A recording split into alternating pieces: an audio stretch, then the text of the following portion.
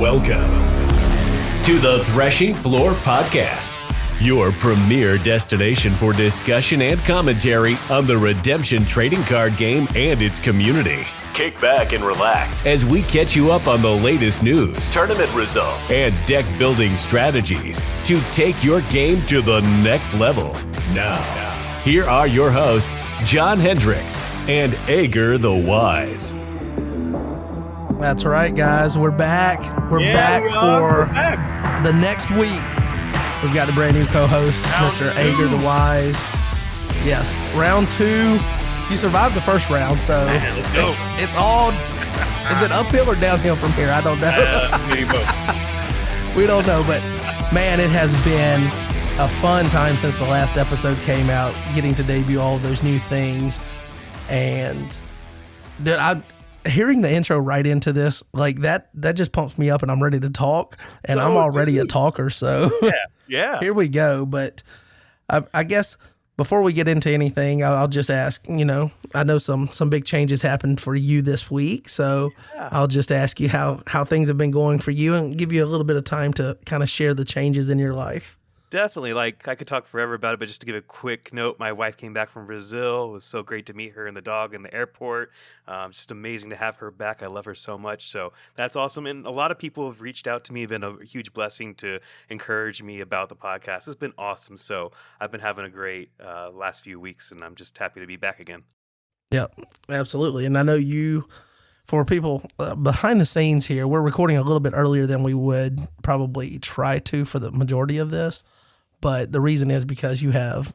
Yeah, we got camp coming up. Yeah. And then you also have in the future, which we'll have to work around, you have a mission trip scheduled. So yeah, a lot of busy things you're doing. And it feels like some of the same things that Brad was doing. He's on his mission trip right now. And then he has camp coming up. So in a reverse order. Yeah. So we inherited some of the same, I guess maybe scheduling obligations that you have in your role on that side of things. But I feel like it feels good. Even we're having to work around that. Like, I feel good. Yeah. And it's definitely cool, your wife coming back and allowing you to do this and be a part of the podcast. And that's cool. I mean, 'cause if you don't have support from, the people that definitely you live with in the house, then you ain't, it doesn't matter who's supporting you outside of the house. You got to keep people happy at home. So definitely. We have that. I literally just got back from Southeast Regional, so I am pumped to talk about that. Dude, it was awesome. That's awesome, man. I didn't place as high as I wanted to in a couple of categories, but whatever. There's always another tournament, but it was awesome getting to hang out. Jaden actually came down and joined us. He flew in, which was really cool having him at a backwoods tournament here in Alabama. But I got a funny story I'll tell just to open the podcast here. We're not gonna keep you long here. We're gonna get to this giveaway that we've talked about because you guys kicked giveaway. Yeah, you guys knocked it out of the park. Kicked butt this week as far as what we asked you to do. Help get reviews and comments and just generate buzz about the podcast. This is now this last episode 76. Is now our second most downloaded and listened to episode ever. Here's my vuvuzela. Yeah, let's go. It is. Come on. It is only second to Top Cut Savvy, which featured the legendary Josiah Beers. That was a good one too. And we are currently sitting at 244 streams, and the goal was 200. And we're recording this obviously days before it's going to come out, so you still had a couple of days to make it. So I was confident we would get there. We had right at 50 entries for people into the giveaway. So if your name's in there however many times, it's among 50 people. So we'll get ready to do that giveaway. But before we get into that, I want to tell this funny story about Southeast Regionals. I want to hear about this. Because Jeremy was at home and he said he would be ready to host company a little after 5. Well, I got to town a little before 5. So what I did was there's this bowling alley and arcade that we went to one time, and Keegan liked playing there. So we stopped in and, hey, Jeremy, whenever you get ready, just let me know and I'll drive over. But right there in his town, we're hanging out at the arcade. We're playing. It's fine. And then out of nowhere, Jeremy and Jaden show up. at the arcade. So I didn't know they were coming. They just, showed up. We played a few games. We did a couple of things there. And then we were riding to Jeremy's house. Obviously, him in his vehicle, me in my vehicle.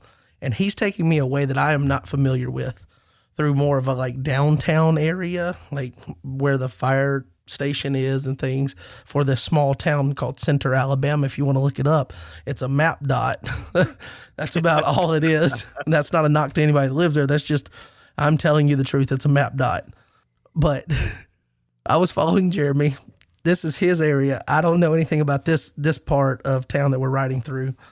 And I'm following him, and all of a sudden I see this. We passed this police officer in a Yukon, I believe it was, or not a Yukon, a Tahoe, and he whipped around, and I thought for sure he was getting me. I thought for sure he was getting me for something. I didn't know what the speed limit was. I was just following Jeremy. Yeah. Then he goes around me, pulls Jeremy over. What? So he gets Jeremy and not me. So, but I pull over because I'm following him, a healthy distance away from the officer, and I know that officer safety is always on their mind and things. So I was hoping that I didn't offend him by parking here and waiting.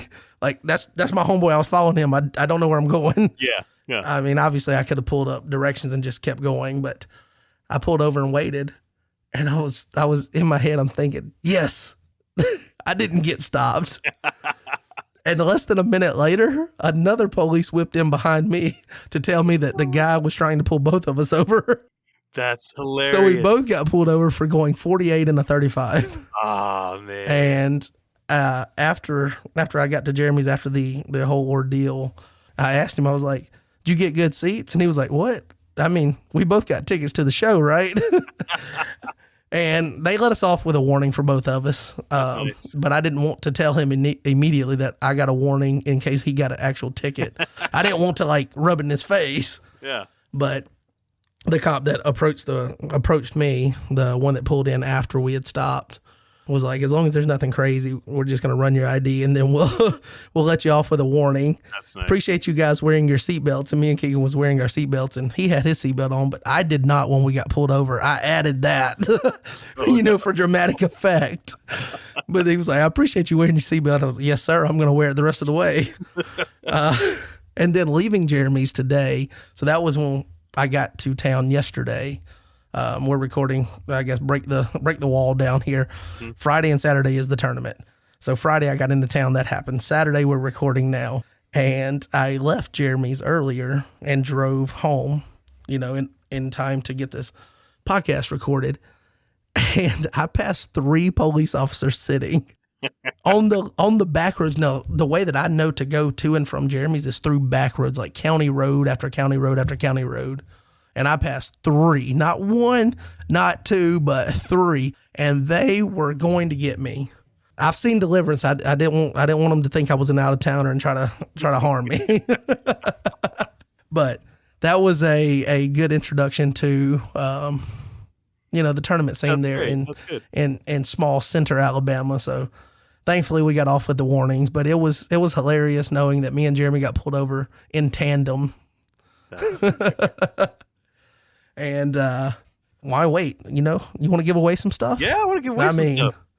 Our friends Andy and Kelsey Fish over at Your Turn Games sponsoring the podcast now. So we're thankful for them coming alongside us with a lot of these new changes and things, and helping, extend the life of the podcast by sponsoring and paying some of those annual fees to host things and the recording platform that we record on. It ain't cheap. It costs money every year. So we appreciate them. And with that, we're thankful for them doing this giveaway. But I've got 50 names. I've got 50 names here. Wow. I already told you all about the episode. You guys knocked it out of the park. You did great. We've got 50 names, and we're going to give away some stuff. So it's crazy. I have added all of these names into it's pickerwheel.com. Ooh. So that's the website I created just so I'd pick my name. So pickerwheel.com. So if you get mad, talk to Pickerwheel, not me. Yeah. So I've got everybody listed here for all of the times that they entered into the drawing. Obviously, people were able to enter multiple times. Some of you reached out and were asking about how to leave a review on certain platforms. I don't know which platforms allow reviews versus which ones use comments, whatever. So if anybody reached out, I told you that, just leaving a comment or whatever, screenshotting that would work too. Because all we're trying to do is create, traction and generate, I guess, hype. Attention to the podcast. Yeah, hype. Like we want to fire up the hype train. But anyway, so 50 names. I'm going to click this wheel and we'll see where it ends. Ooh, man. So we are giving away at first. I did mention we're going to do the two $25 gift cards first. Even those, I'd like me one of those. Give me one of those. Here we go. We're about to click and spin. Let's see. Oh, man, the suspense. Oh, where's it at? Where's it at? The suspense is killing me. Oh. Hey, listen to that little jingle on pickerwheel.com. Oh, man. Okay, so we've got Mark Valake. Whoa! Mark Valake, you are the proud winner of a $25 gift card. He deserves it. This guy is huge. Now, if you are keeping track at home, I did not say that you could only win one thing. So I didn't say that. I didn't specify, so I'm not going to limit it. If this lands all three on Mark, then I guess Mark gets all three things. But if that happens, maybe we'll edit the podcast and we'll try to get somebody else in there. But I'm just kidding. We're just going to do it honest. But we're going for another $25 gift card. Who's going to win that bad boy? Let's see here. I'm excited. Oh, man. Oh, here we are. I want a drum roll. We have some drum roll sound effects. That'd be cool. What's wrong with the jingle here? You don't like the jingle? I can't hear it. It doesn't come through the system for me. Oh, okay. Well, I guess maybe that's. Well, let's see. This winner of the $25 gift card is Mr. Jason Reese. If I said your name wrong, I'm terrible with names, but you have won a $25 gift card. Is that Cactus Knee himself? Awesome. Yes, Cactus Knee. The man, the legend, the Cactus Knee. All right, so now we're getting ready for the big one. The booster box of your choice from what is available at Your Turn Game. So keep that in mind. So check with him, and Andy or I will be reaching out to you guys to settle up here. I don't know exactly how we're going to do that, but I will get with Andy and we will figure that out and get with you guys as the winners. So here we go. We're going to get ready to spin. Yeah. Here we go. The suspense. This is it. This is for the big one. Oh no! Oh no! Oh no! Oh no! Oh no! Let's hit a little drum roll. Hit the drum roll. Yes. Booster Jones himself. Booster Jones. It's Booster Jones. Booster Jones, the man with the play group and doing a lot of work to grow the game. Yeah. Yeah, so appreciate you and your impact on the game, sir. That's awesome. Don't get mad at us when you get the new power rankings, but you win a box from our friend Andy over at Your Turn Game. So, that's awesome. Mr. Booster Jones, congratulations. Congratulations. You deserved it. There we go. We're going to get better with incorporating some sound effects. Yeah. But we're still a little rough around the edges, but that will take us into, the first thing that we like to talk about on the podcast, and that's all the recent happenings within the community. So we'll just get ready to go into that. So as far as new community content, we've got our boy Redemption with Jaden. He's got... Did you have a chance to look at the Bible-based deck? I started watching him trying to build that, and he was explaining one card from each book, and I was like, this sounds awful. The deck is not strong, but it's really cool. It's a cool format, at least for theoretically. I mean, you'll see how cool it lasts for that, but I think it's really interesting. Yeah. He's always got some of those left field, like when he did the 25th anniversary playmat and he pulled all the cards that were in the playmat. That's really cool. I didn't see that one. I know he's done like a Passion Week a deck or Yeah. that type of stuff. So that's really cool. He got in his bag this week or this past week, and he did the Bible-based deck. In addition to that, you can also go to his previous live streams and you can see the Top Cut final from the Lackey Grand Prix. That was a good one to watch. That was fun to watch, maybe.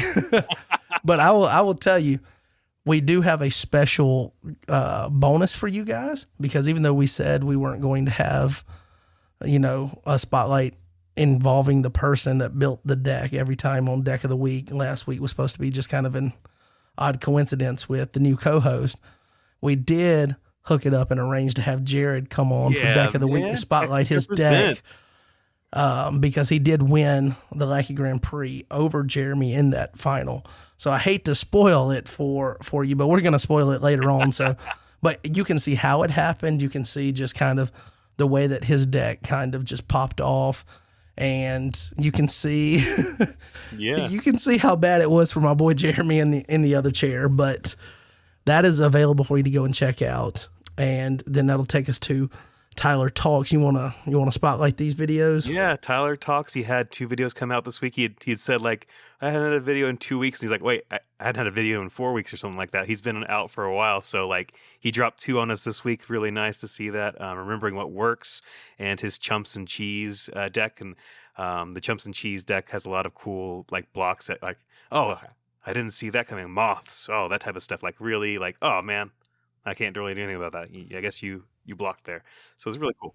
I feel like his 2 videos that he released this week were kind of in tandem with each other, because remembering what works is sometimes we as a community, we know something's good, but because it's good, everybody plays it, and then they'll just get off of it for whatever reason. They'll go to a new thing.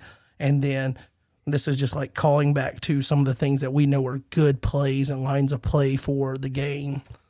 And then Chumps and Cheese is kind of in that same vein, to where like these are just things that work, and like maybe you don't see them coming, and just people building into those things. And I think those 2 videos kind of, from the brief amount that I invested into them, which I'm going to finish, Tyler, I'm going to finish, but it seems like they were kind of geared in the same vein of just, hey guys, there's stuff that's good that people just aren't playing. Mm-hmm.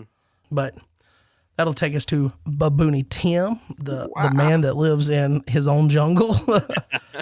And he's got a lot of videos recently. I guess he's jumped on the train with you for nativity here recently. And so there's some Nats prep videos, and then there's a lot of nativity focus, like where he's learning nativity and then developing in that theme, or archetype rather. But then he just put out a masterclass for nativity. And if you remember, his last masterclass video he put out was on Herods, and he gave you so much great detail, like very in-depth detail. He did all of his research to find the different lines of play that maybe he didn't even know about.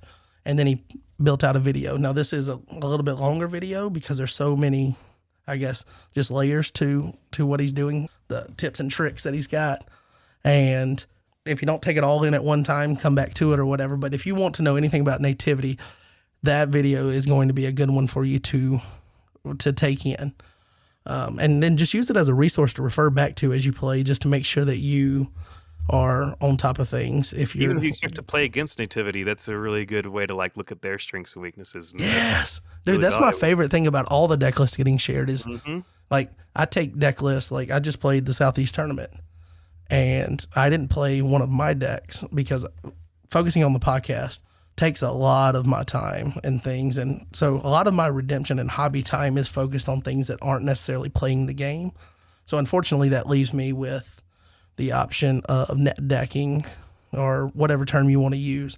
And so what I like doing is taking decks that I think are going to be popular and played, a lot at nationals, and play them. And then whether I do well or not, it's nice to do okay. Like most of the decks that I pick, they will do okay just because they're well-built decks.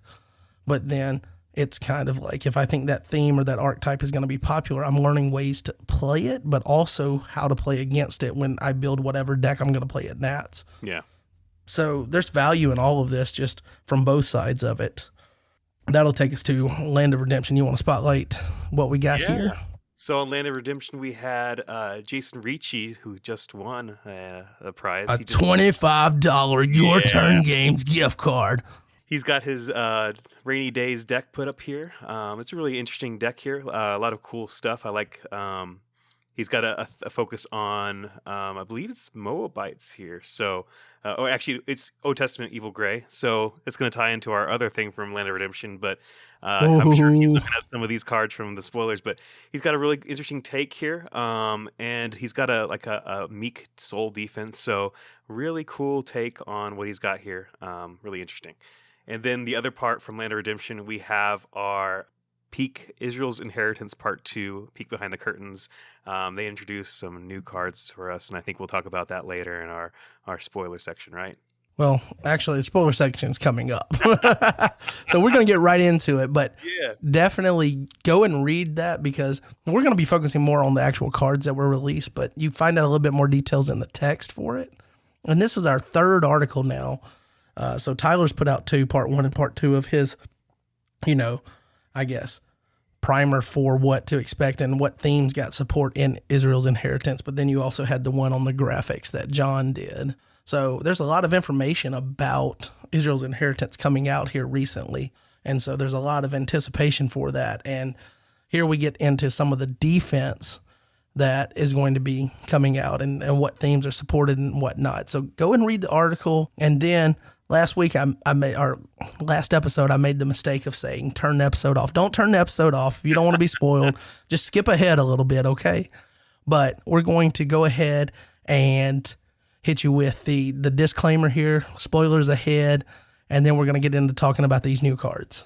The following segment contains spoilers that may or may not have been approved by the Royal Order for the Secrecy of Expansion Sets. Proceed with caution. Proceed with caution. Okay, you've been warned. We're going to get into talking about these cards that came from that article by Tyler there, part 2. So definitely, like I said, go check it out, but we're going to be focusing on the actual cards that were released. And I'm going to start with one that's in a brigade that I really like, which is black, because I enjoy Philistines, and Philistines are black, obviously, but there's a lot of other black themes that aren't as well defined in Old Testament terms.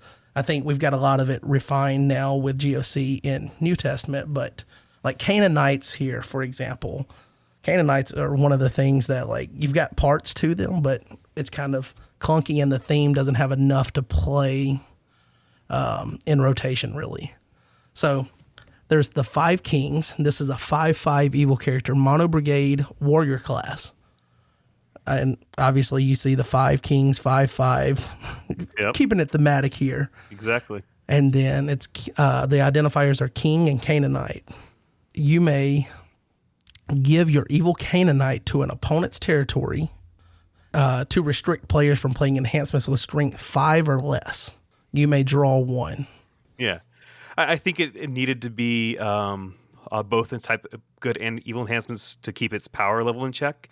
But I really like this. This is symmetrical effect. Obviously, you're restricting yourself from anything 5 or less, but because you are playing this card, your deck is built around this card.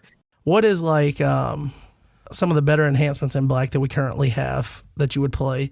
I feel like a lot of them are probably under that.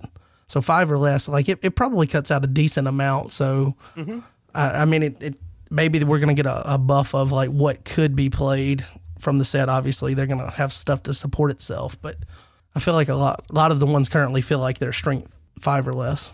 Yeah, it definitely hits a lot of enhancements, especially considering evil enhancements tend to top out at 6 in general. An evil enhancement maybe usually totals to 6, so it'd be 6-0 usually if it's going to be when it goes through this.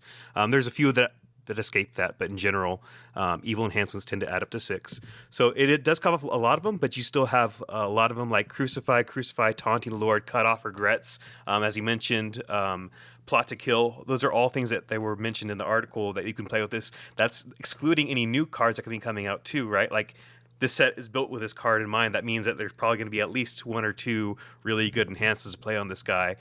this is a really cool effect. Like, this is one of those effects that really like changes the way that you attack, because you're like, oh, I got a handful of low strength enhancements. If he blocks with 5 kings, I got nothing. So maybe you got to bluff that, oh, I do got something, or you got to pick a different attack route, but you got to make sure you know what you do here. And the other cool thing I'm thinking about this card is that it ties in back to Canaanite's theme of donating a character they do not want in their territory. Like, it's not been relevant recently because the Canaanite cards haven't been strong enough, but now that we're having some support for this theme, that's something to really watch out for. So this card, it's an enabler because it gives away a Canaanite, and it has a really strong effect if you build your deck around it. I'm not saying the card is guaranteed to be good, but like, it has high potential. I keep my eye out for this card. Yeah. And see, that's also the importance of reading the article and doing that before you start to record, because you will forget the information in the article. So definitely, I think that's kind of cool. And the give a Canaanite, I wonder, because there's only so many times you can give a Canaanite before you start running out of them. And that's why I thought we might see like some kind of like generate a token in opponent's territory. And I don't know if we might or we might not. That's just, I feel like it's a non-renewable resource at a certain point, unless you are bouncing and, getting it back to your hand and doing. So, I mean, that's something to keep in mind too, how they're going to make that play. But I like that they use the extra text on a lot of these cards to throw in extra benefit. Like he mentioned, we just use the extra text to put a draw 1, and you have all the different ways. So you get this cool, powerful ability, and then just tack on an extra card or 2 here and there. So definitely. You want to take it away with the next one? Yeah, we got Enemies to the East, and I love this card. It's a 7/4 generic Moabite warrior class, and it says, you may negate and discard an artifact while 2 or more heroes in battle protect OT Lost Souls from rescue. This guy is really good. I'm a huge fan of this card. Splash! Yeah. He is going to be in a lot of things. With 4 toughness, if they have 2 or more heroes in battle, he's probably just dying by the numbers, unless they have dominant interaction.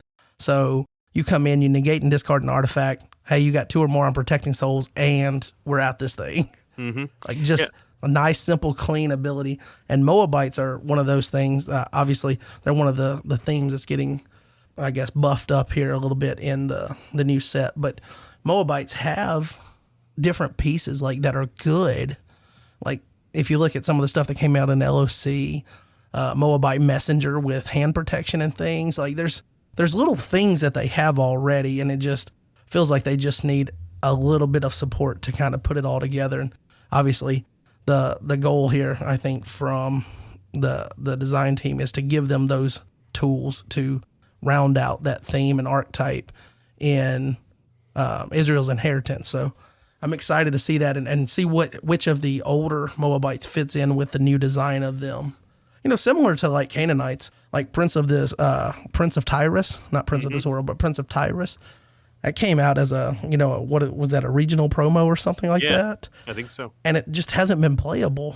And so I'm excited for the fact that some themes are getting buffed, and it feels like we might get some more playable cards from. Even the old King of Tyrus, he takes a Canaanite from reserve too. So like, like we got the foil version, and just then we had GOC, so nobody played him. Exactly. So now maybe it'll balance out, and you'll have more benefit to playing him other than just his protect against OT heroes and things. But so you have the enemies from the east. You got to know they're going to attack you from all sides. Yeah, all sides. You got enemies from the south, a Crimson 1/3 guy, Mono Brigade, and you see the theme here of Mono Brigade on all these people. There's not trying to force any splashes, and they're more reining that in for the new sets, which is cool because Matthew slowly comes down in power each time that there's cards that people can play and be in less brigades. Yeah, but this one's generic. It's an Edomite. Edomites is another theme that's getting touched up, and it's got an X identifier, which is going to be number of cards in opponent's banish pile. We've seen this before. I think Post Exilics plays around banish pile. We've seen some of the feast and things that came out in LOC based on banish pile and stuff. So I know there's some old Edomites that do that too. So yeah. So tying into what they've done in the past, but this one protects evil Edomites from the next good enhancement played in battle. So 1, 3, protect from the next, and then you can draw X and limit 3. So this is just a potential speed or a card advantage card to come in. You're protected from the next, and you get to draw 3 potentially, but you have low enough numbers that you have initiative to potentially play a battle winner if it's not part of a band. Yeah. You play a battle winner and you're preventing their next, so it's okay. And it's also warrior class, so you can attach a weapon to it. So that's a pretty good little.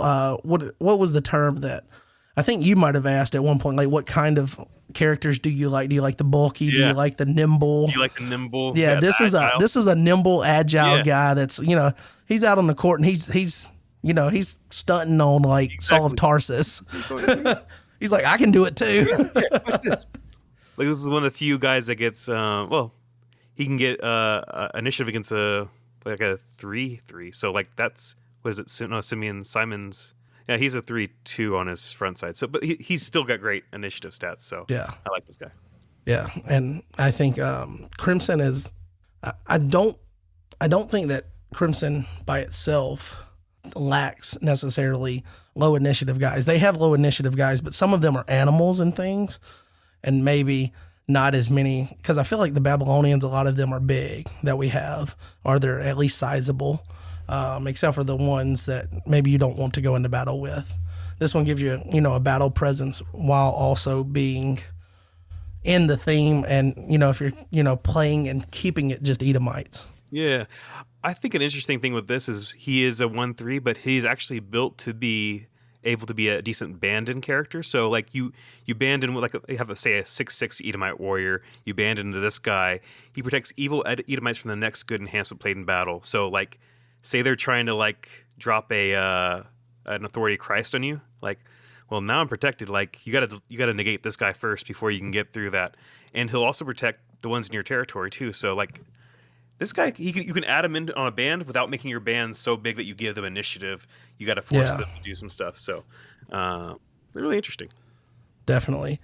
So that'll bring us to the last actual card that we have, I believe.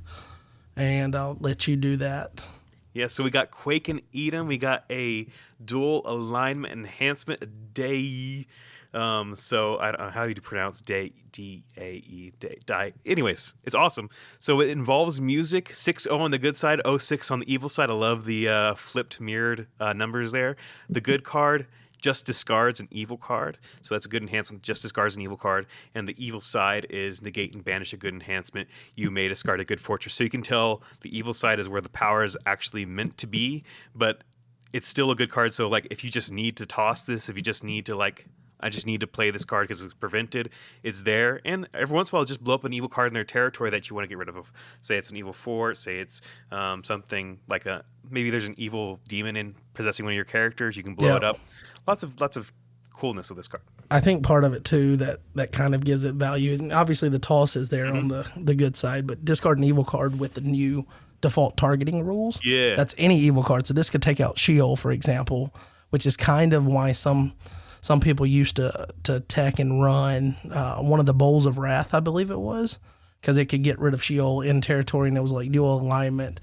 This is dual alignment and can kind of do that as well. It involves music, so it's recurable with a music style deck that's got music leader potentially. And then, like you said, the real presence is there in the evil enhancement side.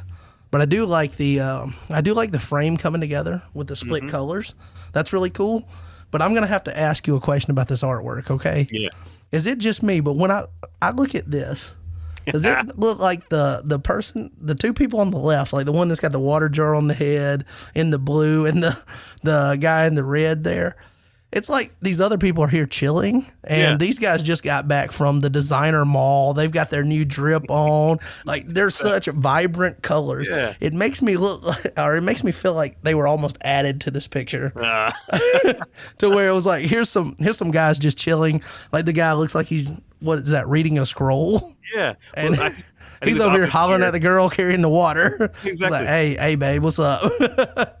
I just got back from the mall. I got my Aeropostale threads on or whatever. I think what's obviously happened here is that there's been an earthquake that happened a couple days ago, and they hired this huge architect to come in, and he's brought in his entourage and everything. So, Oh yeah. yeah, he's like, "This is what we're gonna do, and bring me some water, and let's look at this." So that's probably what happened here. I mean, I really do overall though really like this artwork, the Quake and Edom, and then you have the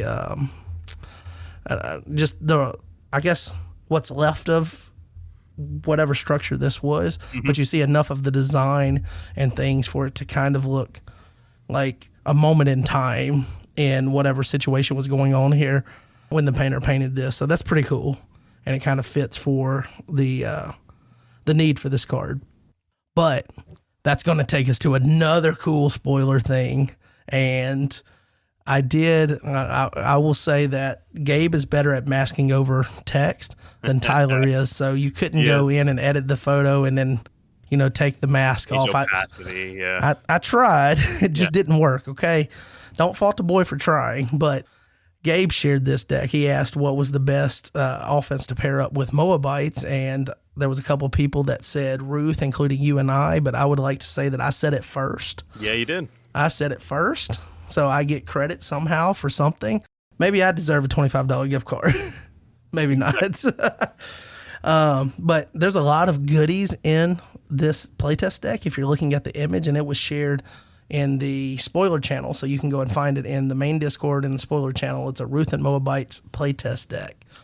And there's some new cards. So you see artwork and stuff. You see part of an ability on one. But then Gabe, obviously, from his history with the game, he's always tinkering with like different art of cards that we already have, like Lost Souls and things. So you can kind of see that. And there's just, it feels like there's a lot of little goodies if you'll look at them and just invest in that. What stood out the most for you when you first got a glance at this playtest deck? So we got a few names here. We got an Unconsenting King, Protecting King, so we know we're getting some kings. Valiant Moabites, Eglon's Army. We might see Eglon again. Subdue Moabites has a draw 2 on it in territory class, so maybe Tyler had some really big influence on this card. And okay, look at this Great Dread. Did he mark 13 as its toughness? Is it 413? I don't know. 013? I'm not sure what he wrote there, but I think he just marked through what the numbers were, and so it's 0/3. So it's got 3 toughness. 0/ You mentioned the Subdue Moabites. Before you move off of that, it is territory class, and obviously if blocking, you may draw 2 so there's an optional thing. But look at the word right before if blocking in the last sentence, battle. So he's territory class, but he affects battle somehow. That's amazing. I like that. So I don't know what he's doing. He's a 0/10. Okay. Come on now. Like, there was only supposed to be 1 0/10 in the game, okay? Yeah. I mean, you're stepping on your design space, dude. Yeah, like this is, come on, man. Whoever designed this, bah humbug. Oh, man. But anyway, like, there's not a lot of territory class cards that have an ability, and the territory class portion of it says battle in that part of the ability. Yeah. A lot of it is like, negate neutrals is just happening or whatever, but to specify it's in battle. So it really makes me curious what it's affecting in the battle. And that's, I couldn't wrap my mind around anything specific that it was doing, but I did see that. And that was the thing I took away the most out of this list. Yeah. We have seen cards like Ruth. I think Ruth can protect a character in battle from territory. She does protect from the first enhancement, I believe, that for Mika. Yeah. So there are things like that. Yeah. And those are really cool. Those are really strong effects because they influence your battle strength without being banded in, so they don't cause you to be weak to a scattered or anything. Like, this card's affecting battle, but it's not there, so you can't scatter my troops, etc. So really cool. Yeah, and I really do like the name Great Dread. So that one's cool. Not your possession. Enemies on all sides. We just told you about the enemies from the was it? Enemies from the east, enemies from the south, enemies on all sides here. The Lost Souls, he's got some full art Lost Souls in here that people are thinking super spicy. He also spoiled one of these Lost Souls, Subdued, and that one's really cool to talk about too. So this is really fun. I think another thing that kind of piqued my interest was the Protecting King. Mm-hmm. That's two down on the evil characters there, and it looks like I'm I'm not going to talk about crazy artwork or anything, but I saw the headgear here. Yeah. And it started reminding me of like back when Brad teased about Lazarus and his like how he just felt out of place or whatever. I mean, this guy, I guess Moab has kind of some hairdressing and stuff, but it's like the thin. This guy's already elevated. He's got the padding in his, and it's like, all right, homie, like my status is higher than you. But the Protecting King is kind of a cool name, and obviously makes you think there's going to be some kind of protection ability with what he's doing. So I wonder, does it tip over into some protecting of lost souls, or is it just warriors? There's so much about, like, because we don't know a lot of information. Like, I saw a lot of these things in playtest decks at Mr. Classic and then at Kentucky State, but I didn't pick up on things that was like memorable and like that I remember about individual cards, because it was just kind of like a blur seeing it all at once and not real in depth. So I'm super curious about what this set's going to do, because we have IR and we know that they're going to try to push the power level a little bit. But I just don't know.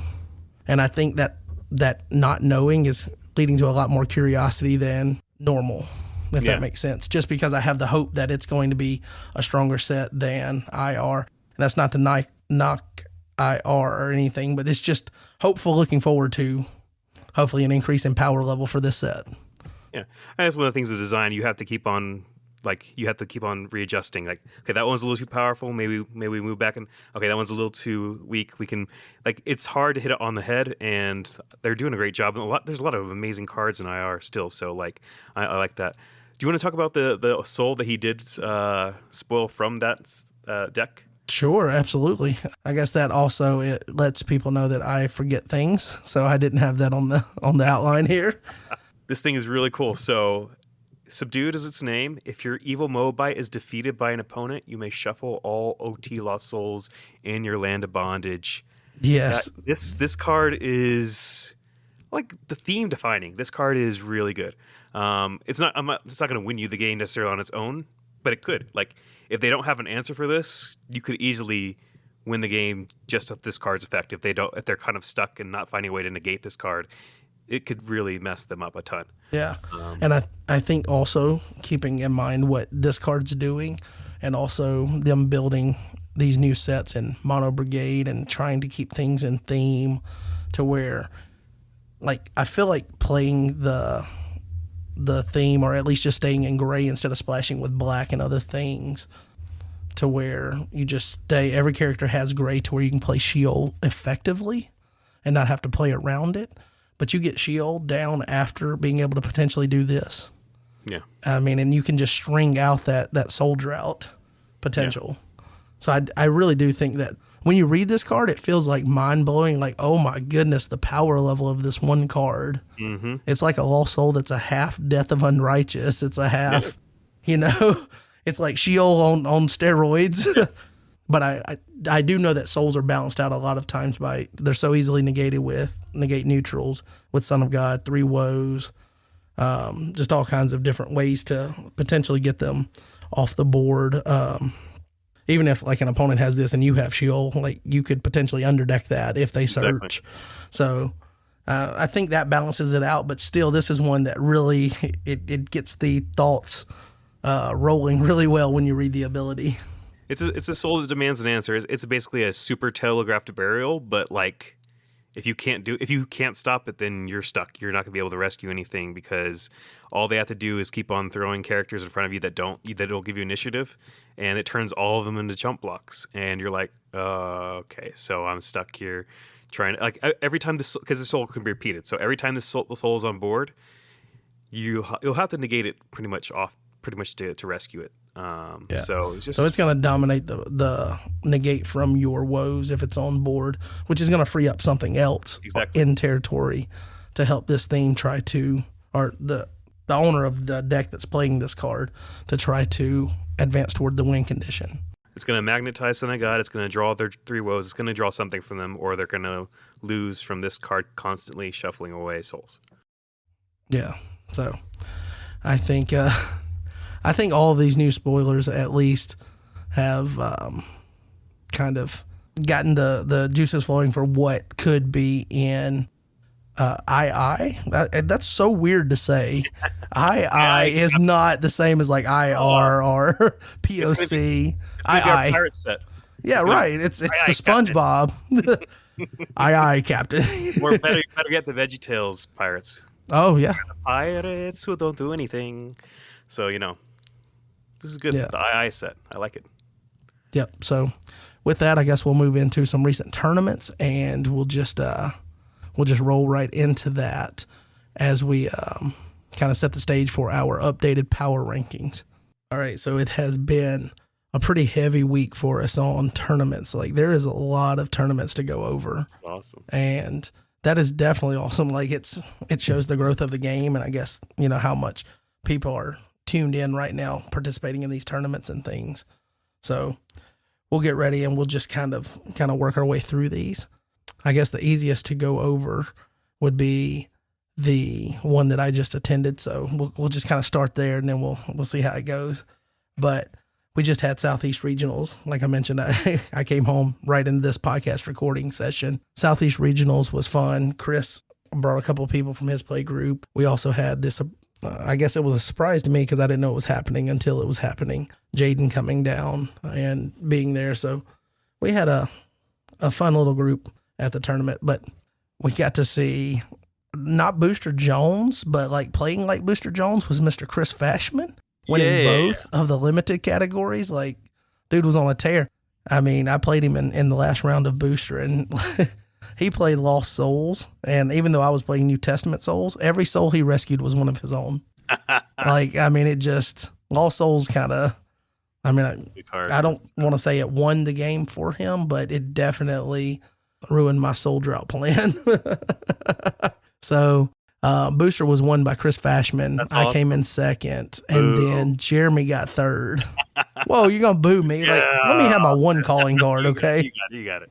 But I want to take a moment and talk about the game that me and Jeremy had for Booster, because Jeremy got out to a 3-0 lead, and I had nothing. Like, I couldn't rescue because he just kept blocking me with this guy that's got 12 defense, and you have to give him an enhancement from your hand every time. Whoa. So as soon as you come in, give him an enhancement, and then he's big. And I did it a couple times just hoping he would need resources or something, and he would block with somebody else. I had no answer for the guy. None whatsoever. And then this miraculous thing happened. I rescued with a gold hero, and he blocked with the same guy. I gave him a different enhancement, and then I played this card called The Lord Fights for You that gets rid of all evil characters, and he had his entire defense out. So it wiped him out.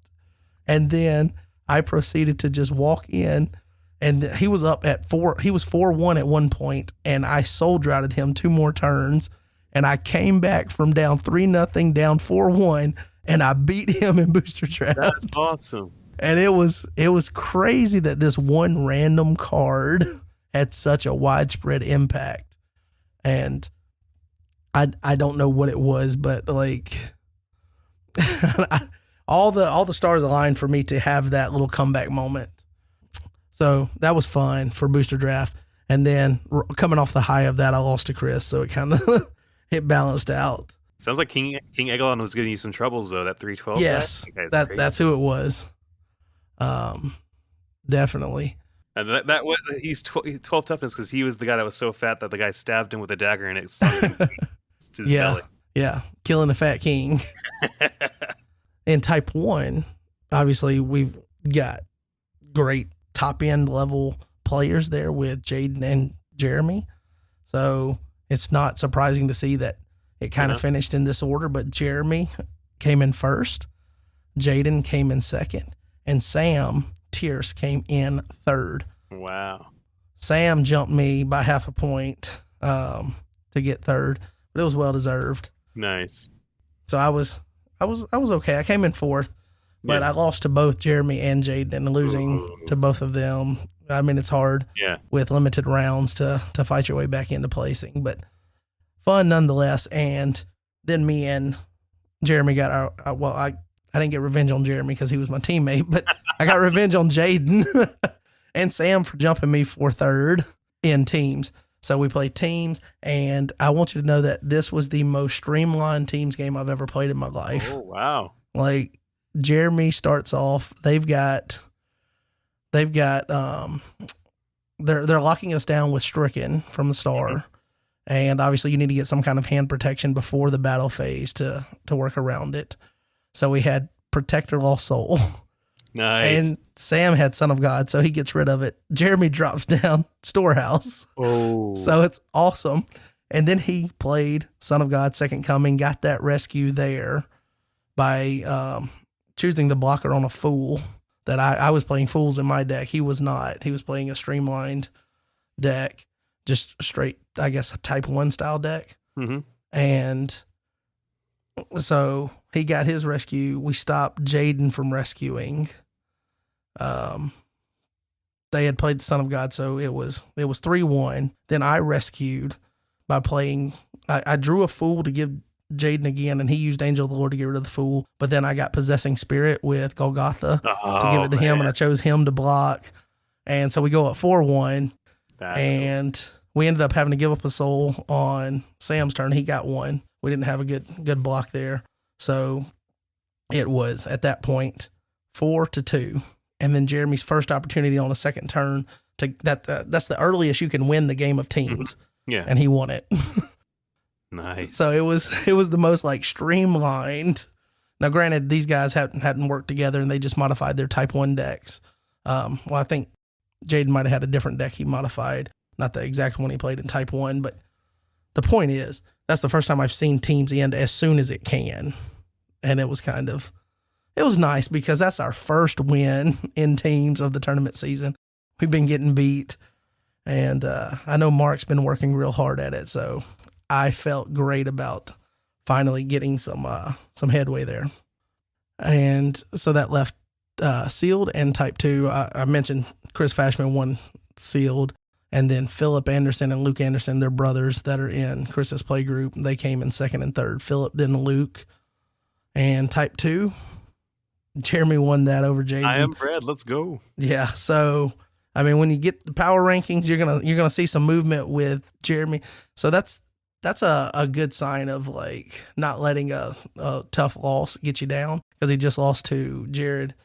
You got Jeremy. He could have, I don't know, no sulking or anything, just picks it up and then goes to Southeast Regionals and wins everything, like the constructed categories. You just get stronger after those losses. You're a good player. You just absorb it and move better. Move on.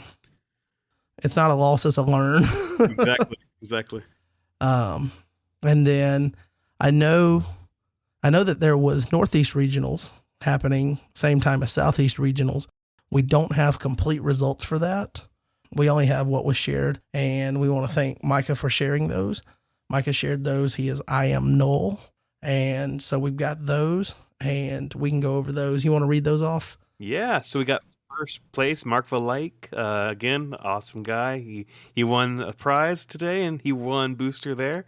Next is Micah, and third place is Tarun Gurcha. So that's a really cool booster set up there. And in Type 1, we got Joe Roberts with the win.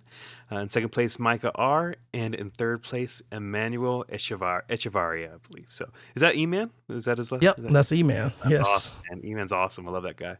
Yeah.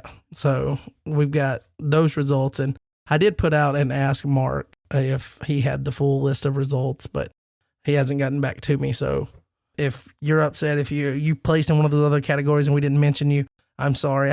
I did my best. But that's what we have for Northeast Regional. So we'll see Mark impacting the RNRS in multiple categories this year, being that he's got the booster win here. I know that he won RNRS last year for teams. If I can add for tournament reporting, like I know this is just extra work for you, but if you can tell us anybody's names, if they have their name on the Discord different, so we can recognize who they are, because I still don't know everybody's personal name. But if you can tell us, oh, this guy is this guy on Discord, it helps us out with that too. Yeah. So we get some credit. I guess we will go to the Iowa State tournament. that happened last weekend, I believe it was. And this one was hosted by Gabe. And in Booster Draft, we've got first place is Mitch Stewart.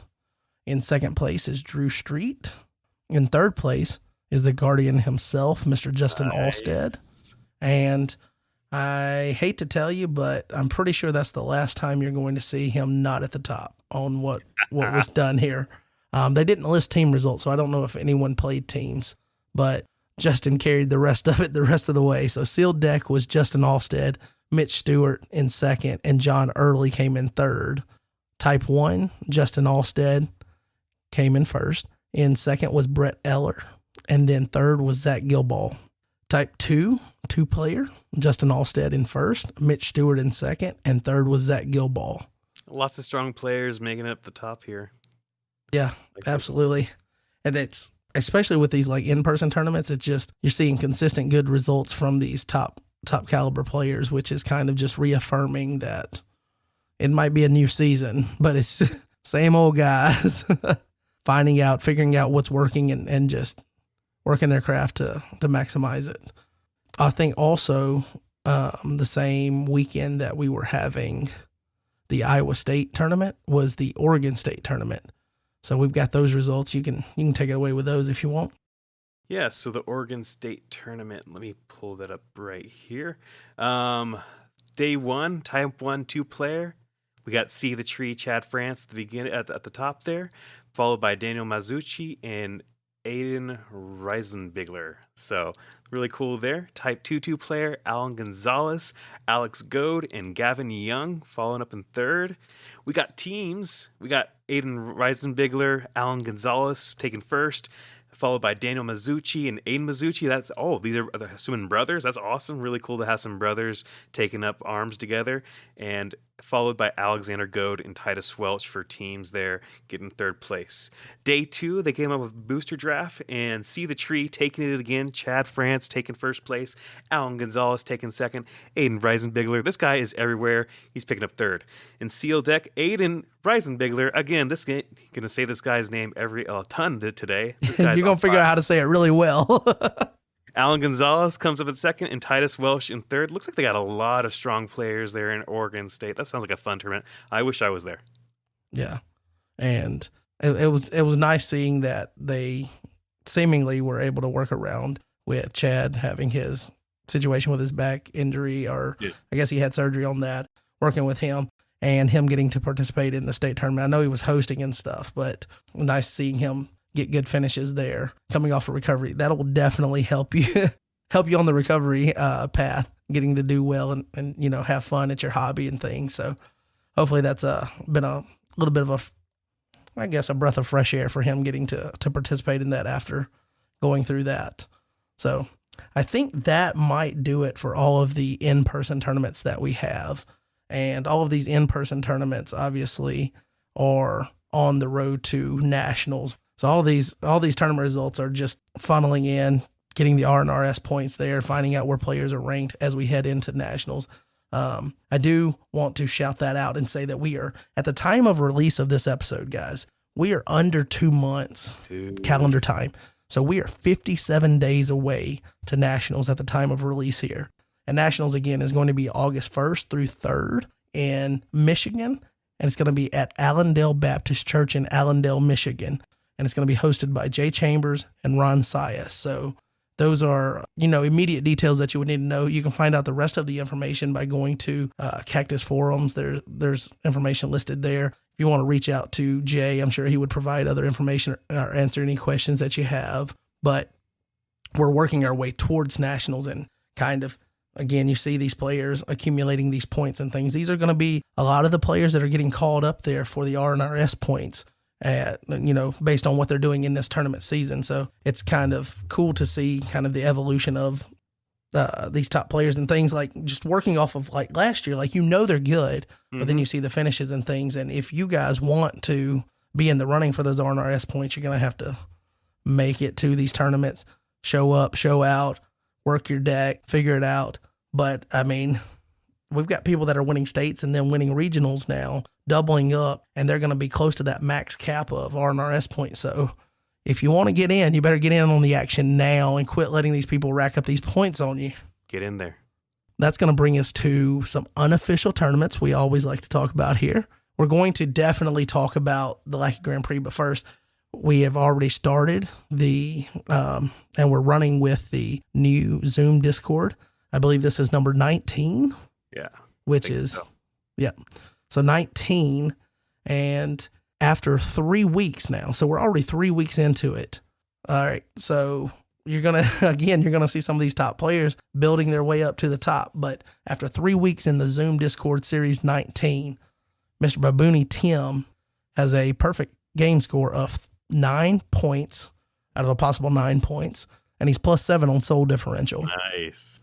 The Guardian, Justin Alstead, won everything at Iowa State. Mm-hmm. He is in second, and he's +4 on soul differential. And gamer score, our victory points, is 8. Partial win, yeah. Yeah. Jay Chambers, Flooded Red, is sitting at 6 points, +5 soul differential, just 1 soul differential ahead of Chad France, See the Tree, who is also just 1 soul differential higher than Braden, who has 6, and he's +3. That's the top 5 there. Yeah, that's looking really good.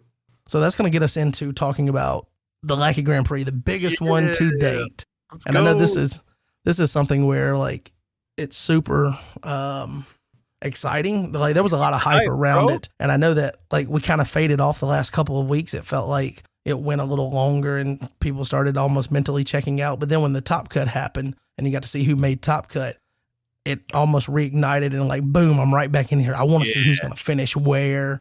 And so we ended up having a top cut for Lackey Grand Prix number 15. So here, in the round of 8, we had the top 8. So we had Jeremy I Am Bread versus Agar the Wise, and Jeremy destroyed. It was a good game. He didn't destroy you, but he beat you. Yes. 5-3. It was a good game. I was about to break through, but like he finished me off with some good play and a few of my mistakes. I was like, oh man, I could have played better. I'm sorry I didn't give you as good a game as you deserved, but he got a good win against me. Joe Mama came over, destroyed him. He beat Red Wing, and Rudy Red beat Mr. Hiatus, and him beat Mr. Guardian for that first round of 8. Yeah.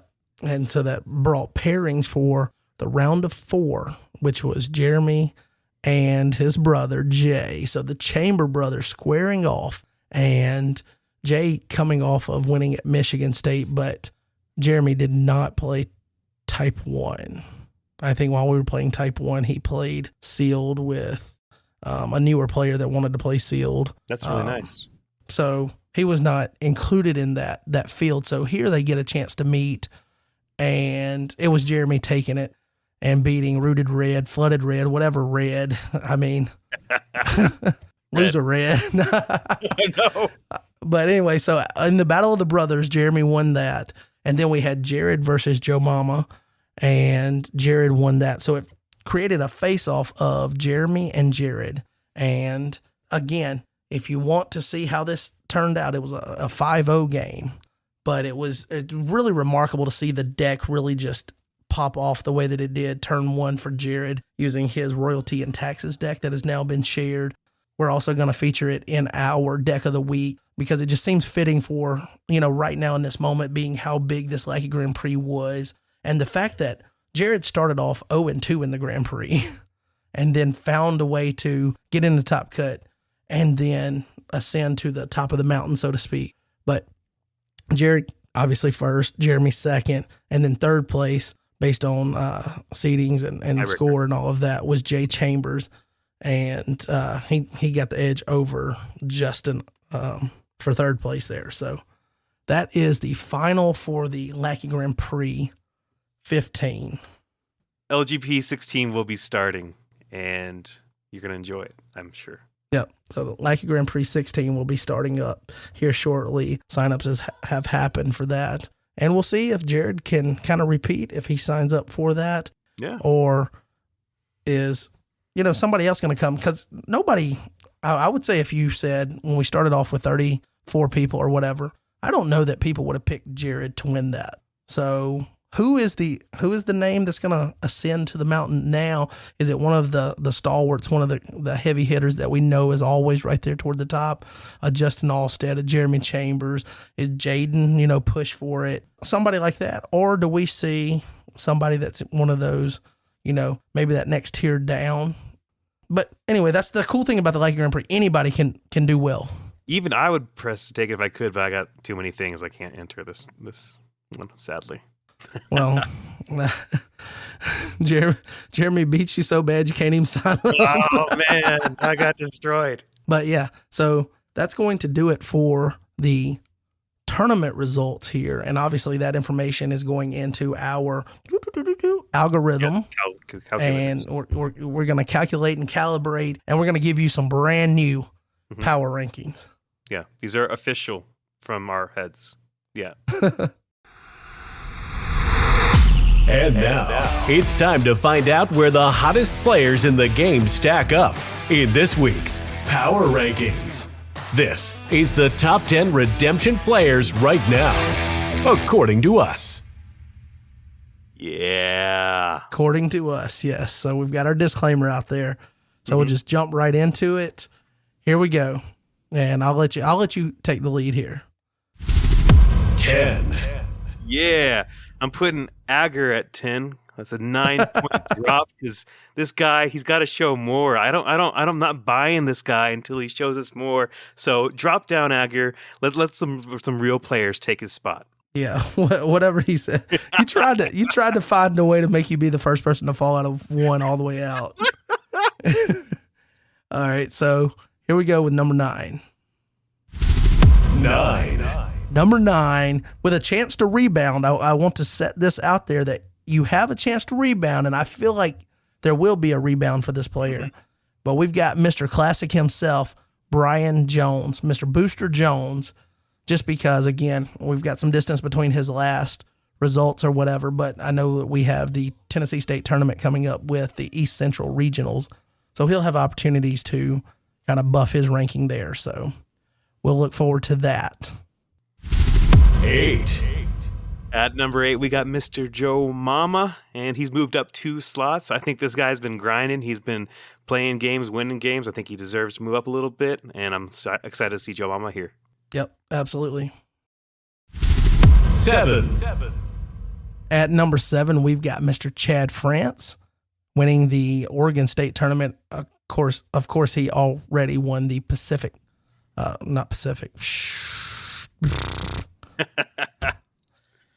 Right here, we've got Chad France, See the Tree, our boy who won the Northwest Regionals. He also just followed up with winning the Oregon State tournament. So this is another one of those guys that is going to be in the running at Nationals, whether he's able to place at Nationals or not. He's done enough work to have himself there in the RNRS rankings by doing, good throughout this tournament season. So good for you. And you are at 7, sir. 6. At number 6, we got Mr. Baboony Tim, my boy. Now, he's fallen down 3 slots, but this is not to say that he's decreasing his play. Just we wanted to give some spotlights to some players who have been really popping off on their tournament scenes. Baboony's obviously doing amazing right now. He's doing it at the top of the Zoom tournament, but we wanted to give some spotlights to people who won some of the LGP and some of the bigger stuff coming up here, too. 5. At number 5, we've got the elder, the man himself, Mr. Hiatus, who worked his way into the top cut of the Lackey Grand Prix. I'm telling you, he's not necessarily winning a bunch of things, but he's doing well across tournaments while having the busy schedule of, that has work and also his responsibilities as an elder. It's really cool to see him having a good tournament showing or tournament season showing. And it'll be interesting to see how he does at Nationals when he plays in Type 2, because I know that's his thing. He wants to try to win Type 2, so I don't know, but we'll see. 4. At number 4, we got him, Mr. Jared Strauss, this guy with a +6 meteoric rise. He won the LGP. We get to talk to him later. This is just a really cool, I'm just glad that he's moving up in this power ranking. Yeah, it is fun to see some of these players kind of ascending and getting better and better. and based on opportunities that they're having, and then just the results that they're driving for themselves. So that's always fun to see. 3.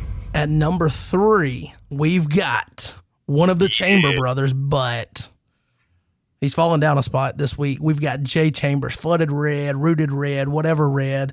We don't know. He's seeing red because he's fallen below Jeremy this week. So the Chamber brothers are in an epic battle all the time in the power rankings to see who's going to be higher. Finally, Jay got it last update, and now Jeremy's done enough by his showing to be in one of the top 2 spots. We'll figure that out right here. 2. At number 2, we have the Guardian moving up 5 slots. This guy has been putting in the results, and it's good to see him moving up. Guardian of the Fortress. Yes, absolutely. So that means that we've got 1. Jeremy Chambers at 1. And how does a guy get to the Lackey Grand Prix final and get obliterated 5-0 and still do that?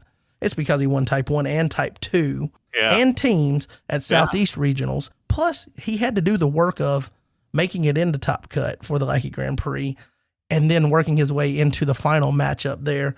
And yes, Jared got the jump on him, but with the body of results that Jeremy's putting together this tournament season, I mean, winning Type 2 against, I mean, we don't have a lot of competition for Type 2 in our area, but Jaden was here. Now, Jeremy lost to Jaden at the Kentucky State tournament, which was the biggest tournament to date for this tournament season. So Jeremy righted that wrong and now jumped him in this particular tournament. But just the body of work for all of those results and being right there at the cusp of winning the largest Lackey Grand Prix. I mean, you just got to give it to him. Hats off. Jeremy Chambers, potentially the better Chamber brothers. I don't want to start anything, but he gave it up for 1 week and let Jay ahead of him, but he went and just grabbed it back right here. So that is your updated power rankings, and we'll get ready to move into this week's Ager the Creator. And now, join us as we head into the design lab and brainstorm new card ideas with this week's Ager the Creator. That's awesome. Right. That's right. Ager the Creator, the segment named after the man himself, the man, the legend, the card designer, at least in theory. Yeah, exactly. I mean, you're going to be dangerous when Daniel the Creator releases that card creator, I guess, program interface that he's working on that he kind of teased. But I will give you the floor. What card design do you bring to us this week? Okay, I got a few of them here. I picked 3 that I wanted to look over. I'm calling this one the Bulletproof Character. So I'm expecting these to have high stats, so like 12-12. And their ability would say, if this character would be harmed, you may underdeck a card from hand instead. Limit once per round, cannot be interrupted. So you know when this character hits play that they're not just going to be able to like, oh, Authority of Christ, get rid of him. Or like do whatever they, like CBN to get rid of him. Like they can't even Christian martyr this guy to get rid of him. You can make this character either a good hero or an evil character. But the point is, this type of ability makes a character stick around in battle. At least like they need to throw 2 things at this guy to get through him. It feels like it's a little bit better of a, I don't know, like a prevent the next to where like they have to have like 2 things to potentially burn to get to them. Mm-hmm. Okay, I could see that. So a big body. So this is not the nimble character that you normally favor. This is kind of just big, bulky, the opposite of getting initiative. Like these guys are never going to get initiative. Exactly, but they have the protection that's CBI. Like it's pseudo protection and it's CBI, so it helps. Insteads are one of the best functioning abilities in Redemption because you completely just replace that effect with the instead. Just really cool. So I like this type of character. You can always tack on to draw 2 or something to this, but I wanted a character that had a CBI pseudo protect, because you can't really make protect CBN usually unless you include something like Foreign Wives where they did something that you can punish. So this guy doesn't really punish anything, but he has that extra level of bulletproof vest there. I call this the bulletproof character. I think it also balances out because a character this big gives the opponent an opportunity to potentially play a couple of more enhancements that help them do things in battle without passing the initiative. If they come in with a low guy, you're 12-12 or whatever, they could potentially play an enhancement to do something that's not removing you, to either grab another resource so they have 2 bullets in their gun, so to speak, or just generate massive value off of the fact that you're sitting there and giving them initiative for a good minute. Okay, so my next card, I'm calling this one my take on the Ristic card from Magic. I don't know if you know Magic, but there's a card that says whenever an opponent plays a card, they have to pay 1 or you draw a card. So I just wanted to tax people for what they're doing. So I call this hand tax negate.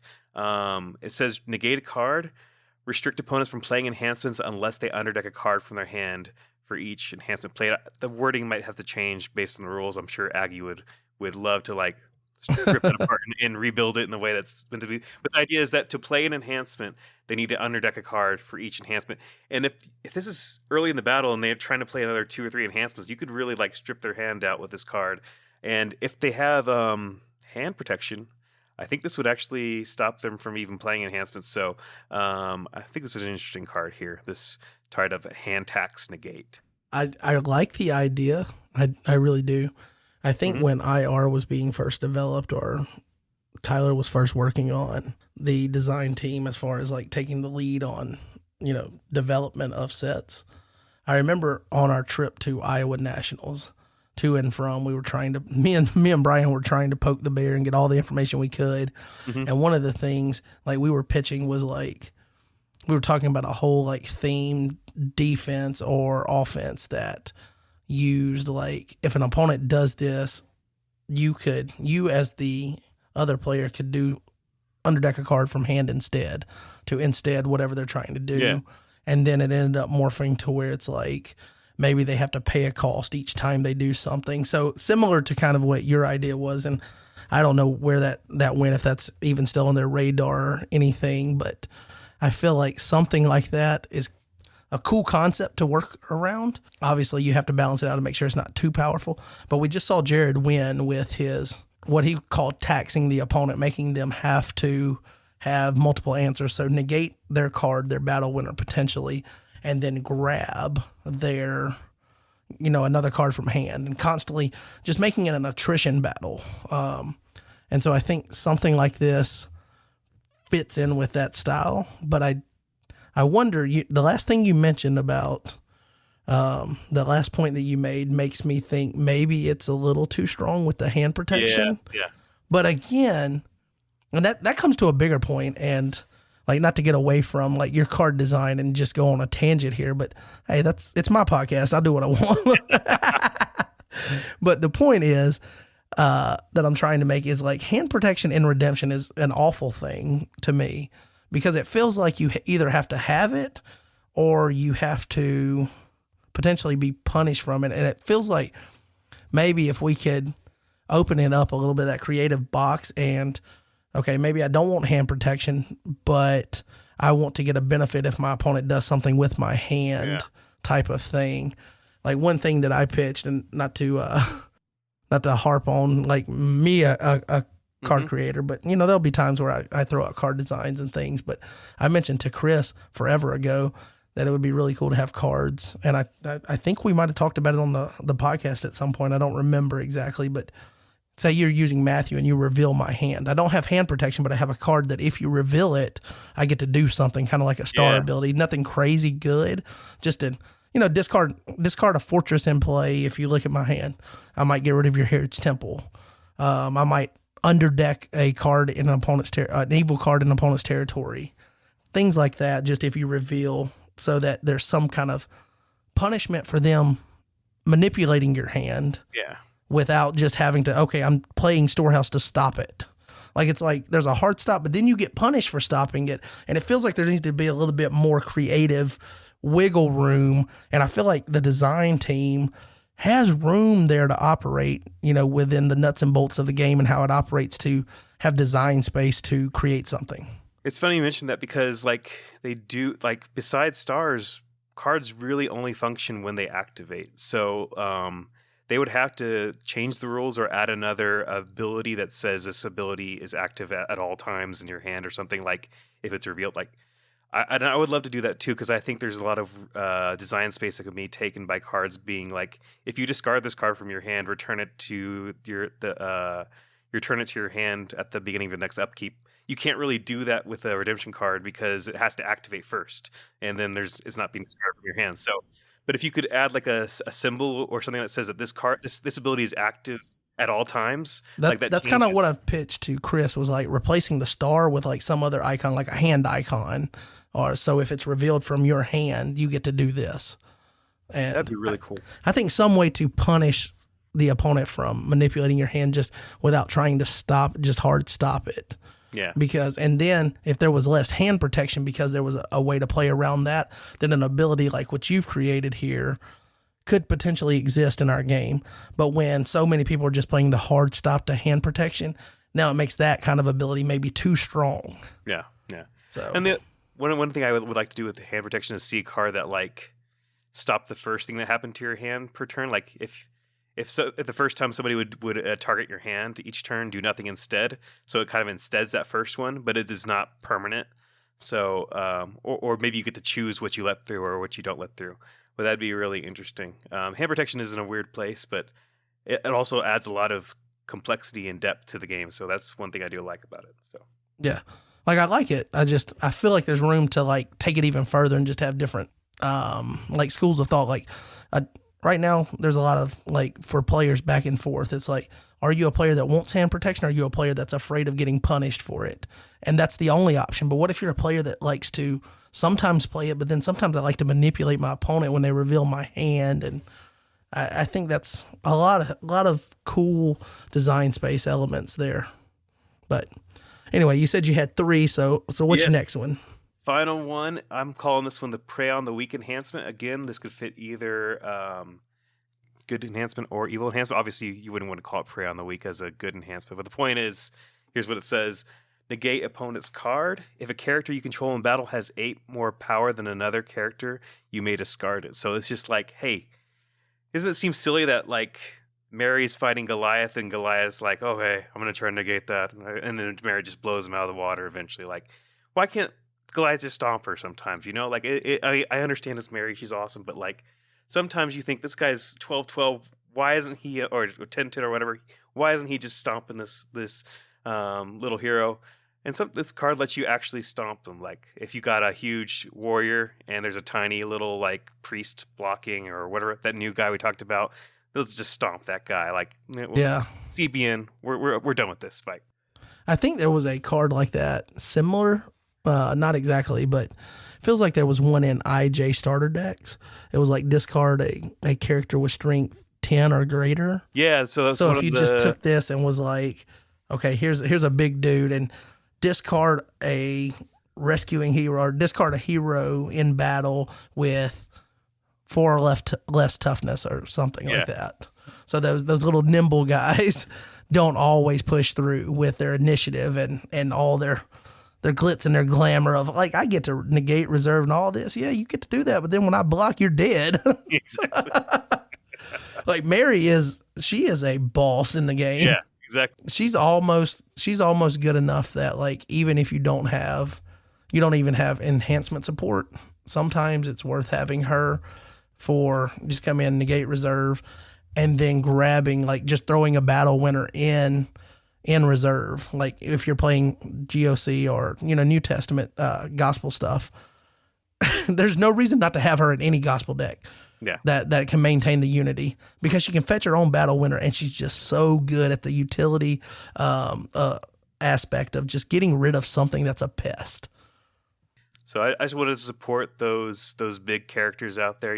Like that's one of the things. I don't know if whenever you played Redemption, like you were drawn to those huge characters. Like Goliath's a 10-10. This guy's awesome. Like, oh, look at this red dragon's a 10-10. This guy's awesome. And like you're like, well, they had bad initiative. Like, oh, okay. Yeah. Initiative is the number one thing that you need to consider. But those do sound like good abilities for like a revamped Giants defense. Yeah, exactly. So like Giants, like they're supposed to be like boom, boom, boom. Yeah. And like we've had, and I'm sure you maybe not a blanket, like we're just going to discard a character. I mean, maybe that's okay. If you're printing the Lost Soul that we saw earlier when we talked about spoilers, like, I don't know why you couldn't discard a hero with 4 or less in battle, especially with so many banding things going on. But I feel like you could balance it out, kind of like the Lying Prophet. He comes in and immediately can put you in special initiative by discarding a prophet.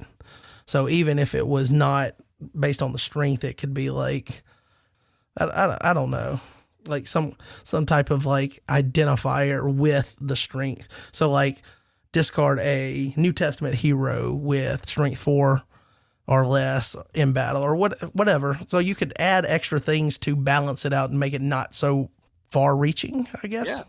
And I think one of the things that would be cool they could add is brigades having their arch rival brigade. Because like, what if Moabite's arch rival brigade is Old Testament gold, and they're like Blind Prophet, you said, like it can come in and discard an Old Testament gold hero, and so that puts them in special initiative immediately. Like, that'd be really interesting. I think, like, if each brigade had its own like rival, or at least each theme had its own rival. Like if themes, I don't know, what would thieves fight with? Thieves would probably fight with purple, I guess. I don't know. Stealing from the royal family. I don't know. Yeah. I think that could be cool, but I think also there's the that's a fine line to ride, because the game at one time was too specific on things. So if you throw it in as like an add-in, that's always got to be an add-in. Like, it can't be like the main part of the ability is targeting this thing, only targeting this, because then it just wouldn't see play. Because if we're trying to diversify the meta game and what decks are viable and expanding that role constantly, then if you have something that only targets like a small portion of that, then it's just not going to get played. You don't want that card to be too narrow that it's like, I can't play this. Yeah. And I talked to Chris about that at the tournament that I just came from. And, you know, we as Redemption players, like when I go to all these tournaments, like there's usually discussions talked about, like, you know, the current game state and things that can be improved on. And obviously we don't like to harp on the negatives. We're always striving for trying to improve. And you can see that in the body of work from the leadership down, Rob Anderson, all the way down through the elders, the volunteers. And we try to, you know, just work towards a better game state. And in doing that, sometimes, you know, you talk about kind of the bugaboos of the game. And I was telling Chris that it seems like sets are getting designed now to where it's like, we want you to play this theme. They get their little dominant. They might even get a support soul, but we want you to play this theme. And then we want you to play potentially this theme. But then when it comes out, there is not a single theme in the game right now. There's not a single theme or archetype. So like even Disciples, there's not a single one in the game right now that is better by itself versus being splashed with something else. Like, can you think of one? There's like everything, like even nativity, like you could blend it with something else and it probably becomes a little bit stronger, or it's not as restricted to its own play style. But nativity blends with Empty Tomb. And yeah, so yeah, like you're right. Like a lot of themes don't, like, they always want something splashed in. So it's hard to keep things strictly in the theme. Even Thieves likes to have a few splashed crimson cards from other stuff too. So yeah, definitely. Yeah, and like I'm not necessarily saying like enhancements or anything, just like even if you just think about the characters and things, but it's like sets are being built with the idea that, hey, we want you to be playing this theme and we're designing it like this, but then when you get it, it feels like it's always better splashed. And I know that they've tried to work towards having, you know, the unique dominance and things. And I don't know where that power level break is to where when you create these cards, and obviously we're kind of on a tangent now, not talking about your specific card, but like when you create these cards and the things you have to think about is like the playability of them long-term and things. And where's the payoff for you to be in these specific themes and things? And I think that's something that's always, I don't know, feels like maybe that's an area that could be improved on, is like, what is the big payoff for me staying in this theme and stuff? Obviously, the biggest benefit right now is staying in lower brigades. You don't yield so much to Matthew. And maybe that was the reason that they printed Matthew originally. I could see that being in their mind when they created Matthew. Hey, he's going to wreck the meta, yeah, but he's eventually going to force people to pull back and stay closer to like this archetype and this 1 or 2 brigades versus you're just vomiting brigades on the board. I think there are some themes that have a stronger cohesion than others. They all like some splash, but I think like Nativity with Star Bethlehem, it does want you to coalesce around that. Like obviously you can play the combo to trigger all the tokens, but in general, like if you're not doing that combo, it makes you funnel into the Nativity characters, and that helps with that. And as the same with Thieves, they have a lot of characters that play off banning to another thief, or a lot of their enhancements require you to have a thief. So there's I definitely see how that can be improved. But at the same time, there are some themes do have a tight cohesiveness, even if it's not perfect, if it's not airtight. Yeah. I mean, it'll be interesting to see how Israel Inheritance plays. Yeah. Because I know, like we talked about earlier when we went over the spoilers, that maybe the power level is going to be a little bit higher. And I think the lacking thing for IR was the lack of modifiers on characters and things that you saw just so many of in GOC. And obviously they probably don't want to go that far with it, but maybe it'll touch it up a little bit. But I mean, that's just some things. And that also within the segment and the context of what we're talking about here, you designing cards, us designing cards in theory as fans of the game, not with the burden of having to do it to, further the game's advancement. But just so much you have to think about as far as balancing that out. And it's nice to kind of keep perspective that we do have volunteers doing it. And so anything that you say as far as like, even if it's constructive criticism, I guess it's always nice to be aware of how that's taken across. So definitely, I don't mean to like poke anything, obviously, with this. I try to say everything respectful, but it just feels like maybe it would be nice to have some big benefit for staying in some of these archetypes. And then maybe you could get a little bit crazy with some of the abilities if you're in that theme, and that would allow you to have a little bit stronger card that isn't broken because it can be splashed in other stuff. Mm-hmm. I guess that's we can wrap it up for this edition of Ager the Creator. And did Daniel's lawyer reach out to you? Oh man, we're in some severe litigation here. This is crazy. Severe litigation. Yeah, I guess you're gonna have to maybe you're gonna have to be banned from using the little card creator when he finally pushes that out. So he teased it, and it's for everybody except for you because you think you already are a creator. Exactly. But we'll get ready to move into the deck of the week, and then followed up with the community mailbag. This week's Deck of the Week is presented by Your Turn Games. Join us as we take a deeper look at a deck that has sparked our interest and spotlight the mind behind it.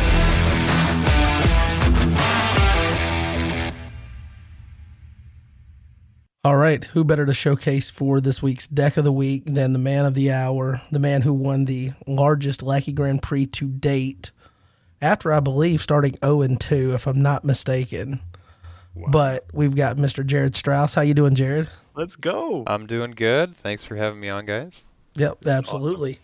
Always fun to have you on the podcast. And, I mean, this is kind of the perfect segment for you. You're one of those people that's known for crafting unique style decks and things, and kind of doing some out of left field combo style plays and things.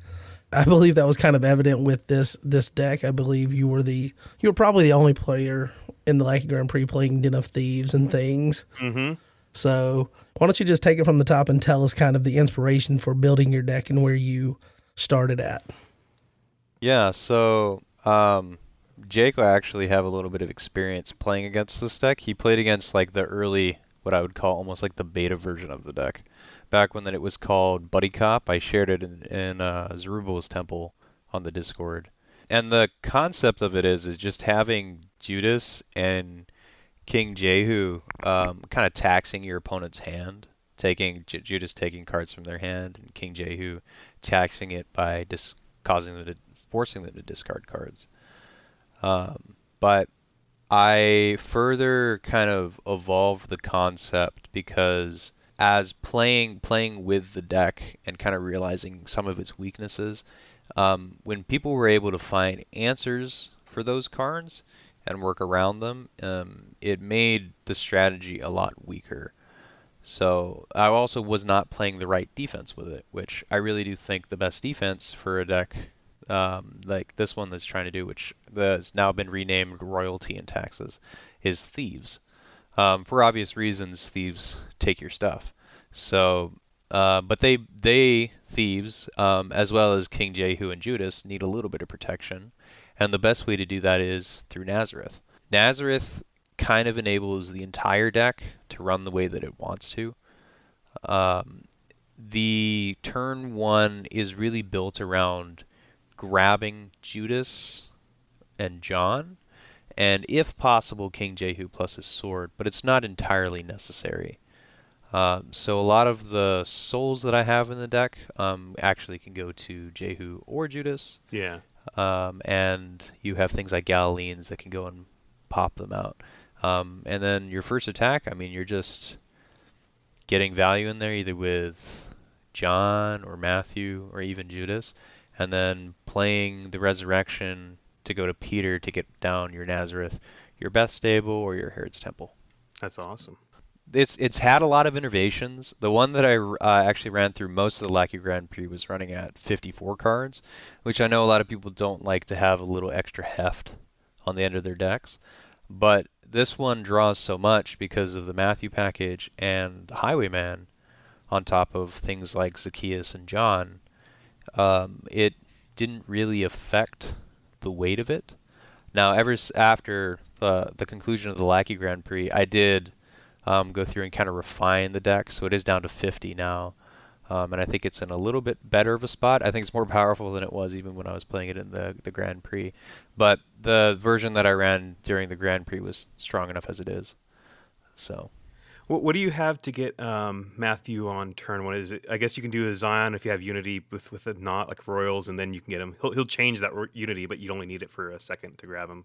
What else can you grab Matthew with? Yeah, so obviously the first turn, a lot of people like to focus first turn Matthew. This deck, it's not designed to grab Matthew out on the first turn.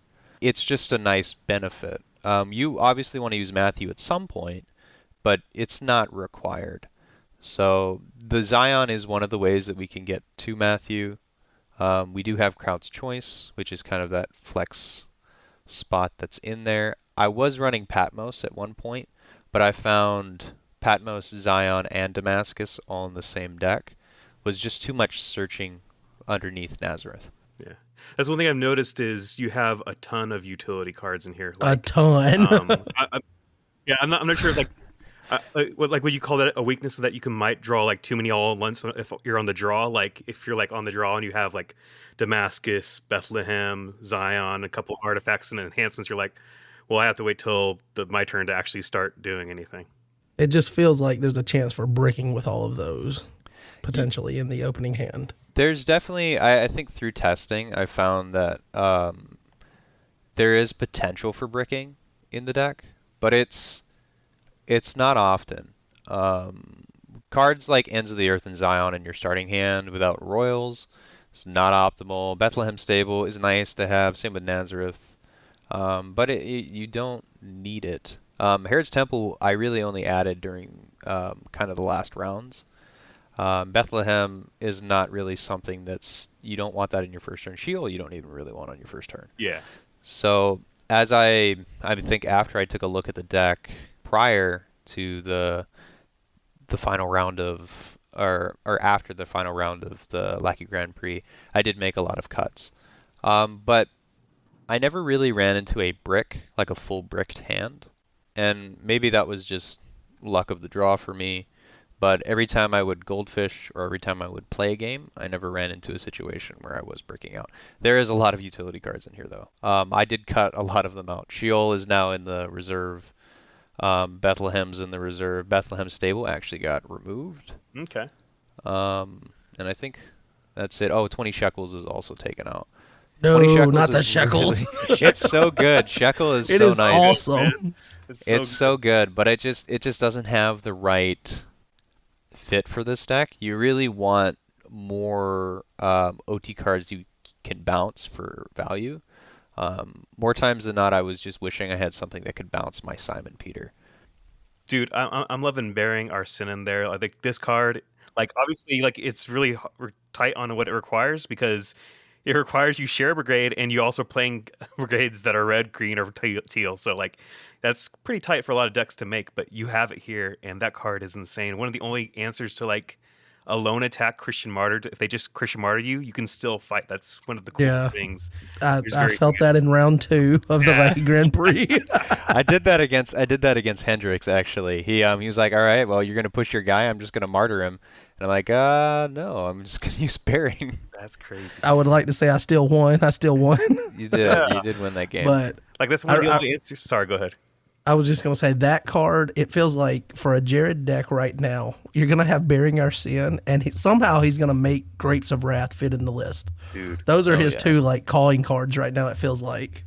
Grapes of Wrath is insane against protected vans, and Bearing Our Sin like is one of the only answers to an Emperor Otho, Herod's Temple like fully resolved like combo. Like I'll heal him and I'll add this character to battle. Like, oh, okay, well that ruins my whole plan.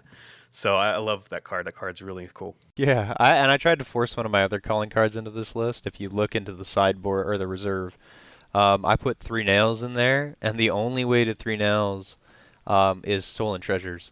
So I was like really banking on the fact that I wasn't able to establish a Nazareth, and I'm like, okay, well I know that I'm not going to be able to attack, so I'm just going to set up a meat character in territory, and then block.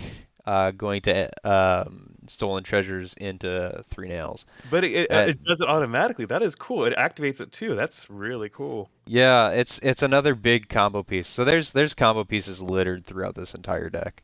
I like it. But I mean that's just part of the style of how I usually build and play.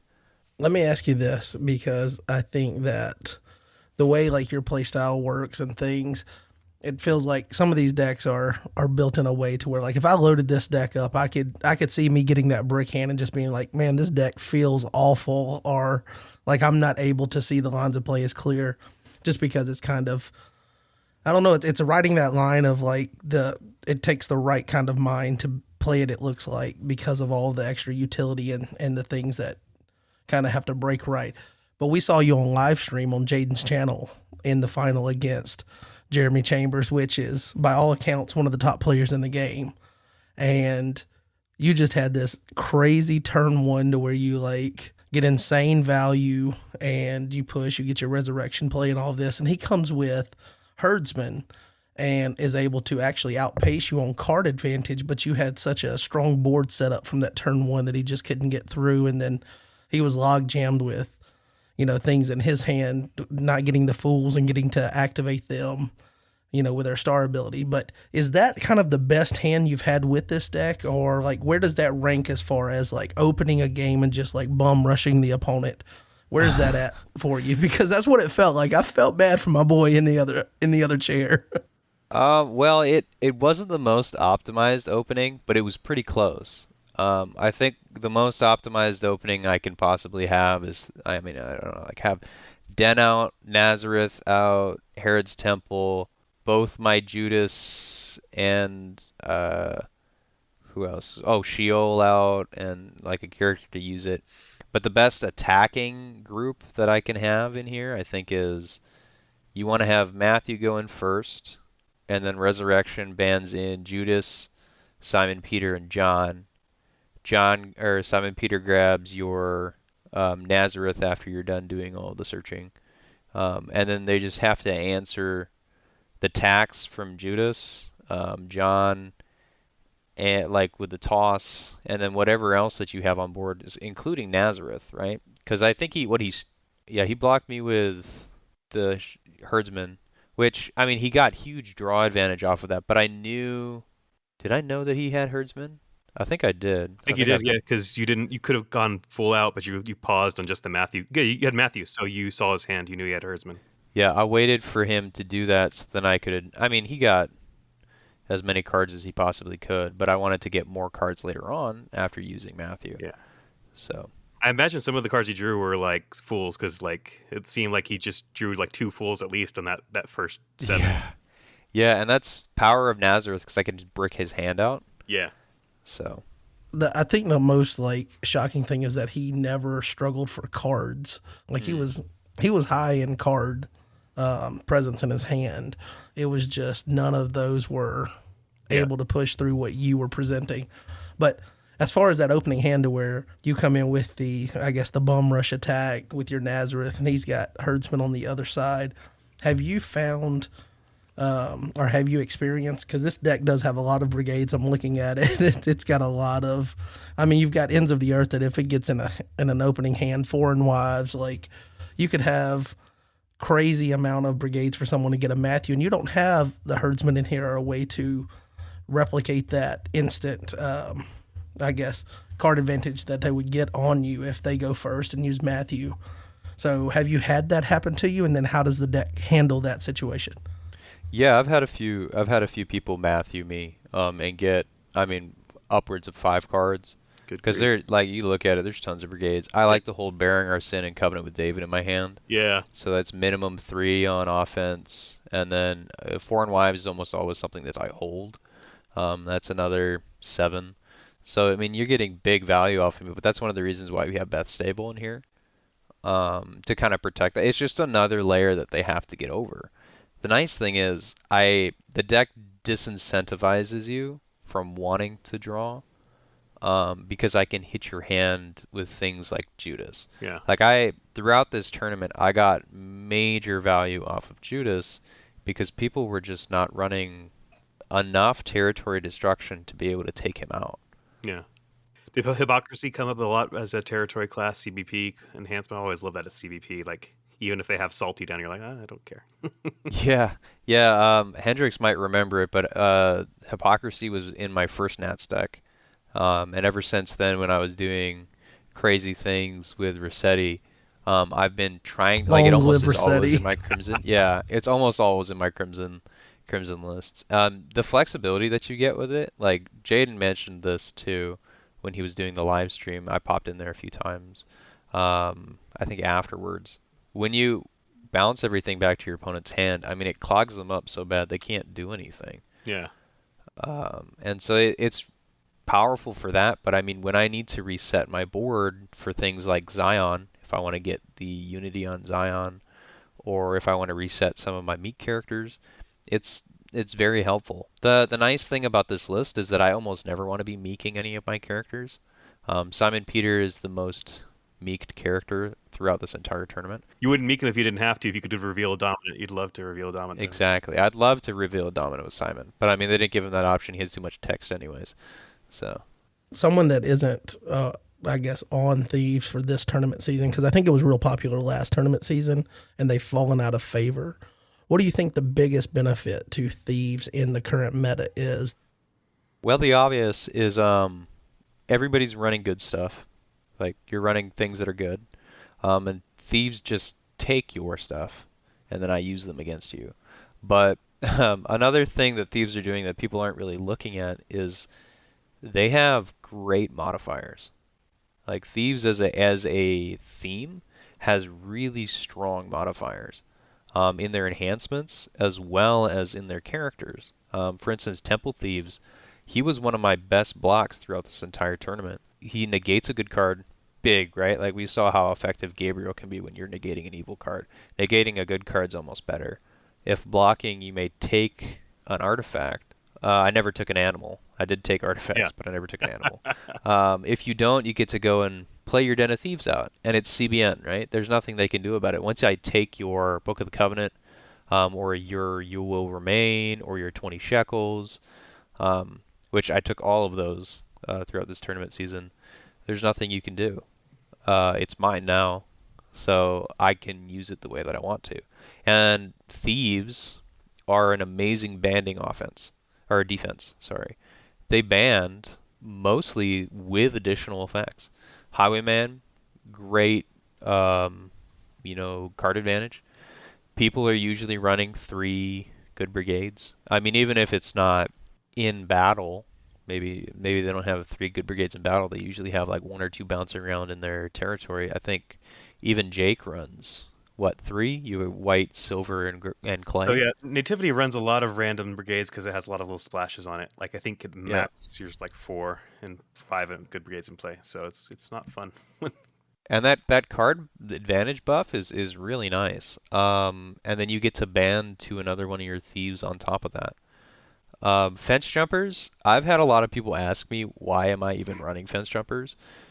And a lot of it is the first line, the first sentence of his text is CBN. It's a full modifier. So if my Nazareth is up, my Wages of Sin can still search my deck or my reserve. Very nice. Its effect is also useful. I mean, if they block me and they get off an unsuccessful, I can take their unsuccessful, and with my den out, I can use it. Yeah. Right? He can also ban to Plunderers, which Plunderers is amazing as well. Plunderers prevent next good enhancement. There are a lot of good CBP, CBN good enhancements, but a lot of people like to play cards that aren't. I mean, I'm playing a lot of cards. Most of my good enhancements are not CBP or CBN. So, and then the best thief, I think honestly the best thief in the game right now is just the Condemned Thief. Yeah, definitely. He's so good. Being able to look at your hand, which is +1 on value for me, then taking a card from your hand is another +1. On top of that, I'm depriving you of a card. Mm-hmm. That's +3 on his own. I mean, he's just like Judas. Him and Judas together take so many of my other people's cards. And that's why you got to have Shipwreck in there too, because they need hand protection. So if you can wipe out their hand protection, you can really strip their hand apart. Yep. Let me ask you, from playing this across all of the rounds, I think you said you played it after me and you played in round 2, so you started, I guess this would be round 3 through the end of the Grand Prix, the 6 rounds that we played, and then you played it through Top Cut. What was your absolute favorite line of play that's in this deck, or maybe there's one that, like, it's a fringe case, like you didn't get to pull it off, but like tell us the best one you actually pulled off, and then tell us like what your favorite one in the entire deck would be, if it's different. Let me see here. That's a loaded question. There's a lot of interesting lines of play. I think one of the cool ones that I can do is Jehoshaphat. Nobody's really thinking about Jehoshaphat, so when people have neutral negates or character negates in territory, and I come in with Jehoshaphat and I bounce whatever it is that they're negating, non-harm. they're not expecting me to be able to do that. And then you go to David. David can go to Hananiah, who equips Jehu, banned to Jehu. Jehu exchanges and gets both of his effects, discarding a royal, which I did do. I discarded a Herod, and then I get to discard another human, which they cannot go to reserve if Nazareth is up. Which, I mean, in that play it wasn't. But you can just discard something. If it is multi-brigade, which I did hit a few multi-brigade stuff, it becomes CBI. And then you exchange it to your Judas, John, or Matthew, or Simon. I think my favorite band is that King's Band into Simon, where I'm choosing the blocker. I think against Jeremy, I ended up doing this too, where I banded in his Goliath. And then I got initiative because David just stuck in because he's a giant slayer. But this deck does a lot of banding, but it also does a lot of exchanging. So under something like a Pot of Mana, it doesn't suffer a tremendous amount because some of the individual effects on the cards are so powerful on their own. That's cool. Hey, one quick question on Jehu. Were you able to use him on both sides? I know that's a possibility of this deck, right? Because you can do him on a normal attack and then have Jehoshaphat bounce him, and then you can put him back down in your discard phase as evil with his sword, and then do that and have him go to a thief, right? Or am I missing something there? No, you're correct. I did want that in the original build. I had to drop it just because it was too many moving pieces. Okay. Now, Jehu's sword, on the other hand, I ended up using Jehu's sword a lot more than I used Jehu this tournament, which is surprising. But with Den out, let's see, Den says thieves may use any evil enhancement. So Jehu's sword becomes a CBI discarding, I guess it's discard an evil human, but discarding your opponent's evil cards is not a joke. That's awesome. So having that on defense and offense, they're both really strong. I did use it on Peter and John a few times and Matthew, but it's not a bad toss either. Like if they're like, you only have one Crimson enhancement. Go ahead and toss. You're like, well, I'll toss this 6. Yep. Like, that's not bad. Or the covenant with David. Yeah. Covenant with David is a 5-toss. 5-toss isn't as good as 6. 6 is the right number for things like Temple Thieves and Wives. I mean, toss isn't ROP anymore, but it's pretty close. That's awesome. I think this is a deck that highlights your creativity, and it feels like a Jared Strauss type of deck when you look at it. Is this something that you're planning on potentially playing at Nationals, or do you think you're going to go back to the think tank and kind of, it feels like you do this a lot where you have a deck and then you'll wash it and you'll be on something else. So how do you feel about this moving forward toward Nationals? Well, I mean, there's just so many great decks that I want to play. I already started talking in Z Temple about there's 2 other builds, right? Genesis is like a long time love for me. I've always loved playing Genesis and Patriarchs. And then I think there is a silver deck that could be there at Nats. But for me, I don't think I'm going to be able to make it to Nats this year. Jake said this on the last episode, but I did recently get engaged. Man, awesome. Oh yeah, that is right. So congratulations awesome. on that. Thank you.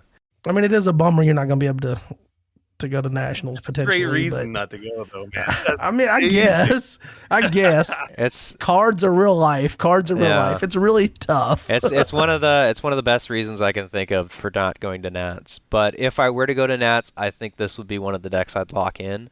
And I've already made iterations past the iterations I've shown. So, like in the main Discord, I posted an updated deck list, and I've already made changes to that updated deck list.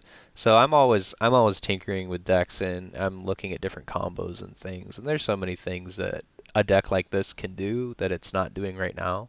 I would love to have more purple enhancements, because Testing of Solomon and Axe of Solomon are the entire reason why this deck can exist. Without them, purple is just a little bit lacking when it comes to like strong enhancements.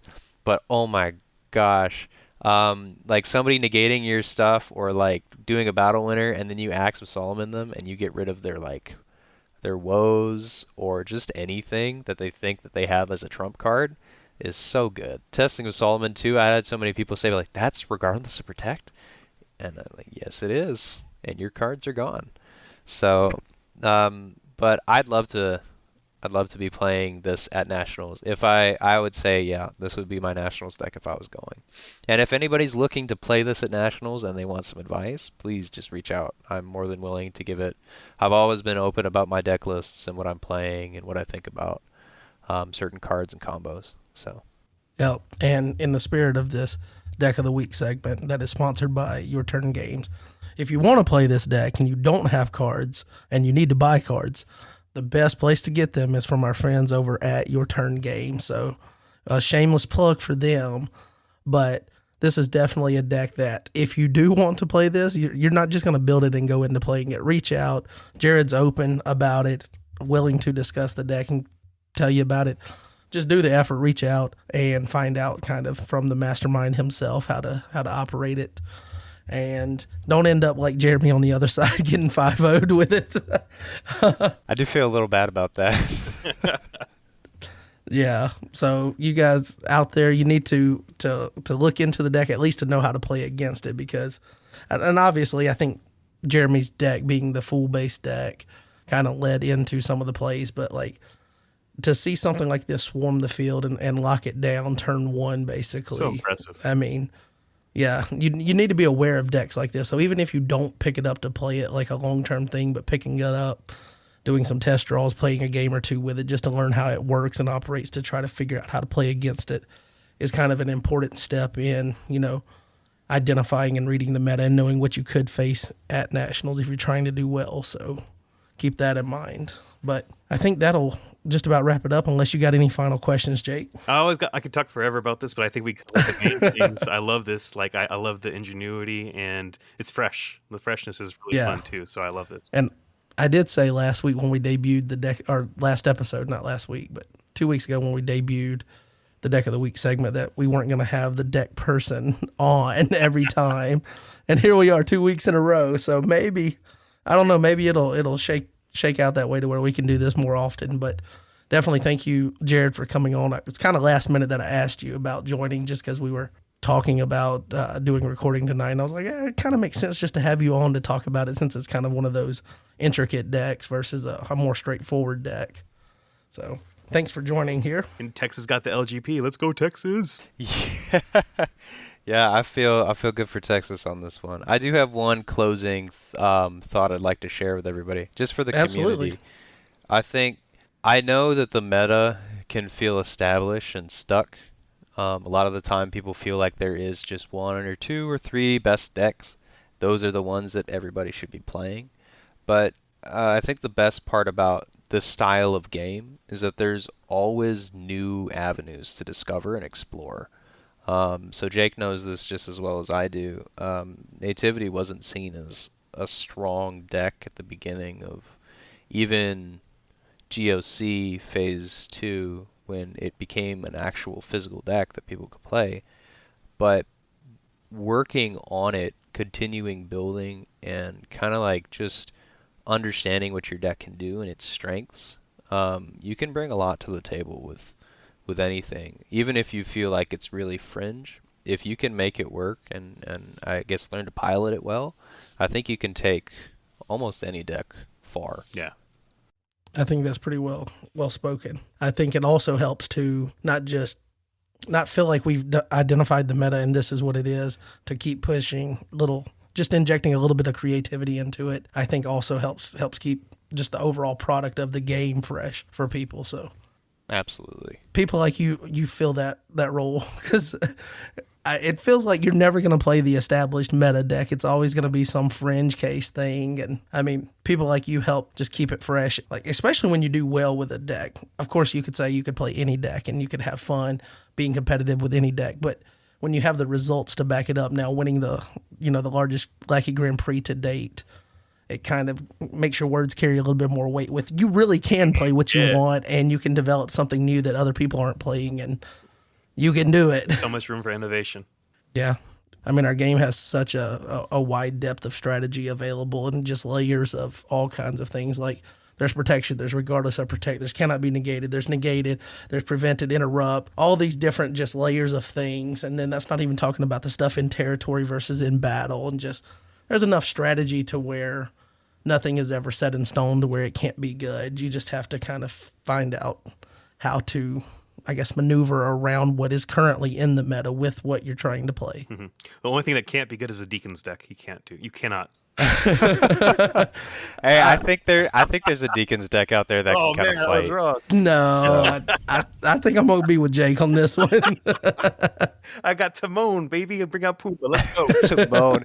He'd be so much better if he was just like banned and get a lost soul from your opponent. Exactly. Hakuna Matata. I guess we'll get ready to wrap up here. And like I said, thanks, Jake, for our all the J names. Yeah. You gotta have J name to be good at Redemption.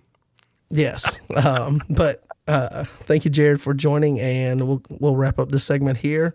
Go to Your Turn Games to buy the cards, play the deck, reach out to Jared if you have questions about playing it, and we'll catch you next time on Deck of the Week with potentially a guest, maybe not. We'll just have to figure out how we're going to do this segment. I have no idea.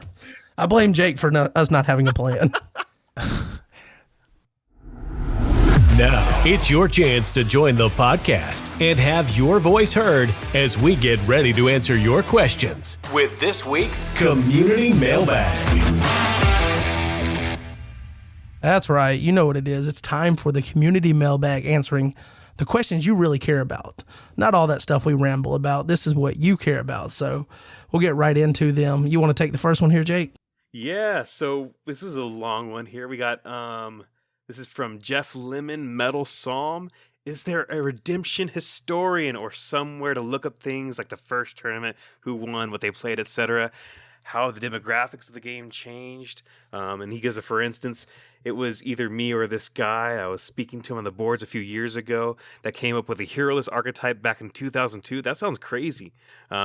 He says it's terrible, but I loved it, and I was trying it out and getting back to Redemption. He brought it to Michigan State untested, but he heard that during his time away from the game, a guy played heroless in a high-level tournament and did really well. So he wants to find out that type of stuff. Is there somewhere to look for that? And he said thanks. He started listening to the podcast today. That's from Jeff. Well, Jeff, we do thank you for listening to the podcast. Also, met you in Michigan, and it was great to meet you. As far as answering your question about a redemption historian, I know that probably the closest thing to that is talking to some of the elders and people that are far-reaching, that have been around the game for a long time. I know Jay Chambers is big on trying to talk about the history of the game when he first started playing and things, but I don't know how far back you would need to go. But as far as finding information about the first tournament, who won, things like that, I don't know how well our records are on all of that, but I know that you can go to covenantgames.com, our old sponsor of the podcast. Sorry, Andy, I gotta say the name. You shall not be mentioned. Covenant Games. And if you go to the website and go to what is the link on that site? I think it's museum. I'm gonna pull it up real quick just so I can be right. Okay, so go to museum from the homepage at covenantgames.com. Then you click on Redemption National Tournament History, and it gives you information. It's listed out all of them all the way back to 1995, but there's not full information on all of the early ones. It looks like the earliest one where they have a lot of information, like all the winners and things, is 2000. Or no, hold on. Let me see. So they have some of the winners from 1998, and then it starts from there and has a more complete. But some of these have like the attendance and some like debuts of different things at national. So that's probably the closest thing to a resource for that we currently have. And it's probably an area we could do better in, but I don't know where we would get all of that historical data. So that's the best I can answer your question, Jeff. I'd say Gabe is a really good person to check out for questions like that. Like, I love asking him questions on Discord because he always comes up with these really cool, like, oh, that was during when we were designing card that did this, blah, blah, blah. Like, he's always got some really good behind-the-scene details, often behind-the-scene, really good stuff. I love hearing about stuff from the past from Redemption. Yep. So the next one we've got is submitted by Scooch Slam, and this is Paul Andolina. Shout out, and Paul. He asked, what are good ways to start a play group? That's a loaded question, I can tell you already. But he says, I have friends who play other card games, but I don't know how open they'd be to giving this game a shot. Should I see if there's interest at my church or other local churches? So what do you think, Jake? Yeah, this was a tough one. Like, our play group kind of like got spread out with losing our game store. But I think a good way to start a play group is be active on the Discord, invite people in. That's how Roy got me. I just jumped on the Discord to see if the cards are worth any money, and Roy's like, hey, you want to play today? I'm like, okay. So like he invited me in to the card shop we played. So have a place to play. I had a tournament at my apartment, my small apartment. We invited people over. That really helped. So if you can host some tournaments at your place, if you can do that, invite some friends.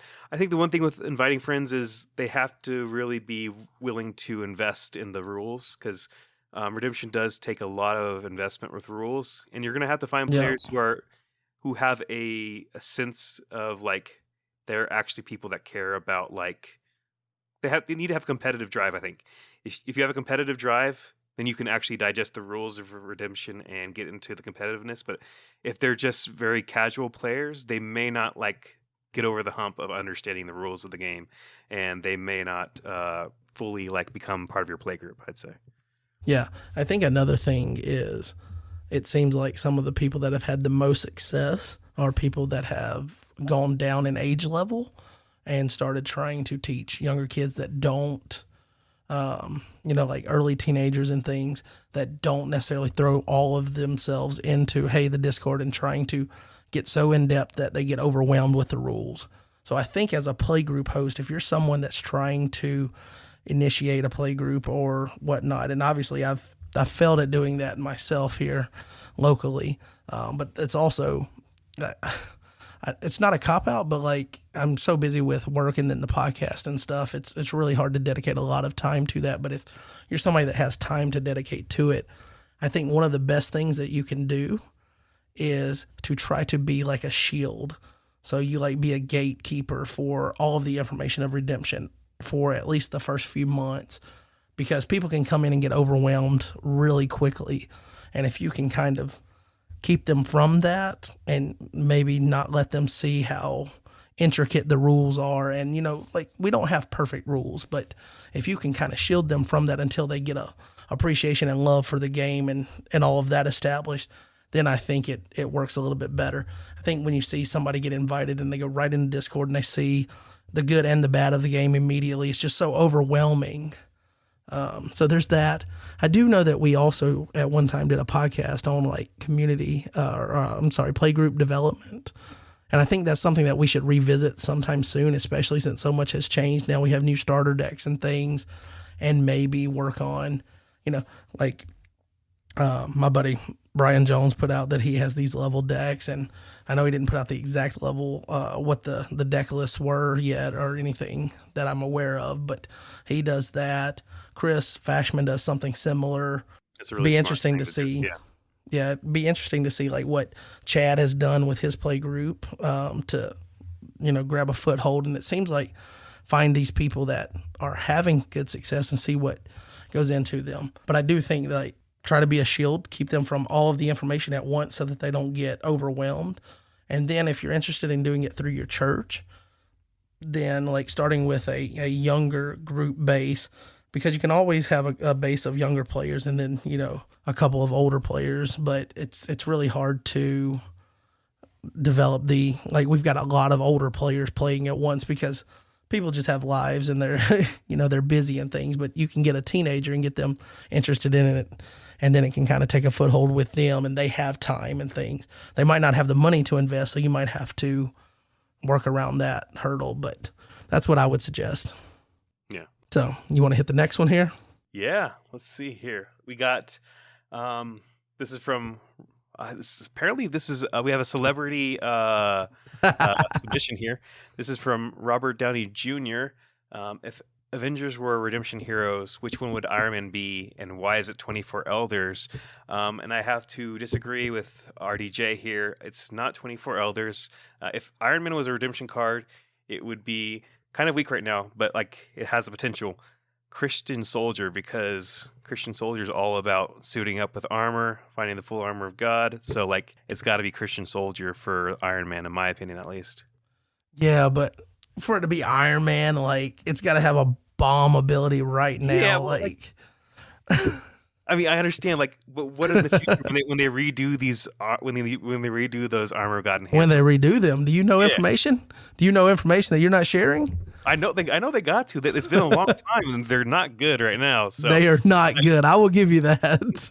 I would dare say they're bad. Wow. I mean, but true. Yeah, but okay. Well, I'm going to go with the next question because the next question is from Chris Evans, who says, "Ignore Robert Downey Jr. Clearly, Captain America would be 24 Elders. Iron Man is more like Othniel." So I believe this might be from the same anonymous source that asked me why I was so good looking last episode. So I'm enjoying the little banter here in the mailbag. So keep that stuff coming. But I think 24 Elders is definitely one or the other, right? He's got to be on the team. He's got to be on the Avengers. Yeah, he's got to be on the team. So what is just a couple of more heroes you think are on the Avengers? So I think you gotta hit Mary, Holy Virgin, as Black Widow. Like she's like jumping around, like throwing stars around. Like that's Mary, Holy Virgin. I think Noah, Peace and Comfort would definitely be on there. Maybe Vision, like he's very like green and blue, and then he starts preventing everything. Okay, I got one, and this was gonna come out of left field. I think Matthew Ooh. is probably like Samuel L. Jackson's character. Oh, dude. Yeah, because he ties he's like grabbing everything. Like the resources. It's one guy coming in. We're getting all the resources. We're getting everything. Awesome. I like that. Yeah. If he was an enhancement, he'd be numerous as a stars, I guess, grabbing all the heroes. Thor is Simon Peter because he's like coming down, bringing down like a fortress. Like I don't know. That sounds fun. Like he'd bring. Yeah, you would be able to activate his hammer on him like you do 4-drop McCoin on Peter. Yeah. Okay. Yeah, that's good. Okay. Well, we've got the start of a pretty good team here. Yeah. Oh wait. Maybe Iron Man could be David because can't you put like David's harp on him and King's signet ring and like like because yeah, Jared had that suit up David deck last year, so like he dropped a whole bunch of stuff on David. He made him huge. Yeah. It was what was it, Voltron David or something? Voltron David. So Iron Man David. There you go. I like it. Yeah, a lot of Jared in this episode. I'll go ahead and read the next one here, so it's not too awkward for you, since it's from our previous sponsor. This is listed out as Covenant Games. It says, congratulations on the revamped podcast. Jake is a fantastic addition, and I know Andy to be a wonderful person and an excellent retailer and ambassador for the game. What is he cooking up here? But he says, what plans do you have to grow your reach beyond the core redemption community in the future? And this is a bit of a loaded question, but I definitely like all of the changes that we've made to the podcast. I've mentioned it several times now, probably ad nauseum, and I think it was all in the last episode, but everything is made for if someone comes in contact with the game of redemption through the podcast as their first touch, I want it to be presentable and nice, and that's what a lot of the changes were made for. We didn't even talk about it, but like we got new cover art by Daniel the Creator. He helped us out with that, and you had the suggestion to include the cards in the background somehow so that it gave more information about the game. If somebody's just scrolling through podcast on the hobby, in the hobby, I guess, search or filter, and they come across this, it at least conveys some information that it's about a card game and things like that. But those are all things to just be there in case something happens. But then there's the intentional, like we want to reach out. And obviously I've tried to do that in the past, like with the +1 initiative, having people go and show the game to other people and try to bring in new players. Like I always want to kind of be on the forefront of that, being that I have this platform with the podcast. I want to benefit the game the best way I can. And growing the game is really kind of how we help everybody that is a player and interested in playing the game, because the more the merrier, But I know that there's been a couple of ideas that I've had. Like I've seen people that have reviewed Redemption on YouTube that are not connected with the game. I've thought about, putting together like a care package and sending to them, hey, here's the new starter decks, here's new things to look at. And then let's get them on the podcast and talk about what they think, and just letting them be, I guess, let them brush up against the game and see, if it rubs off on them, if it's something they like, things like that.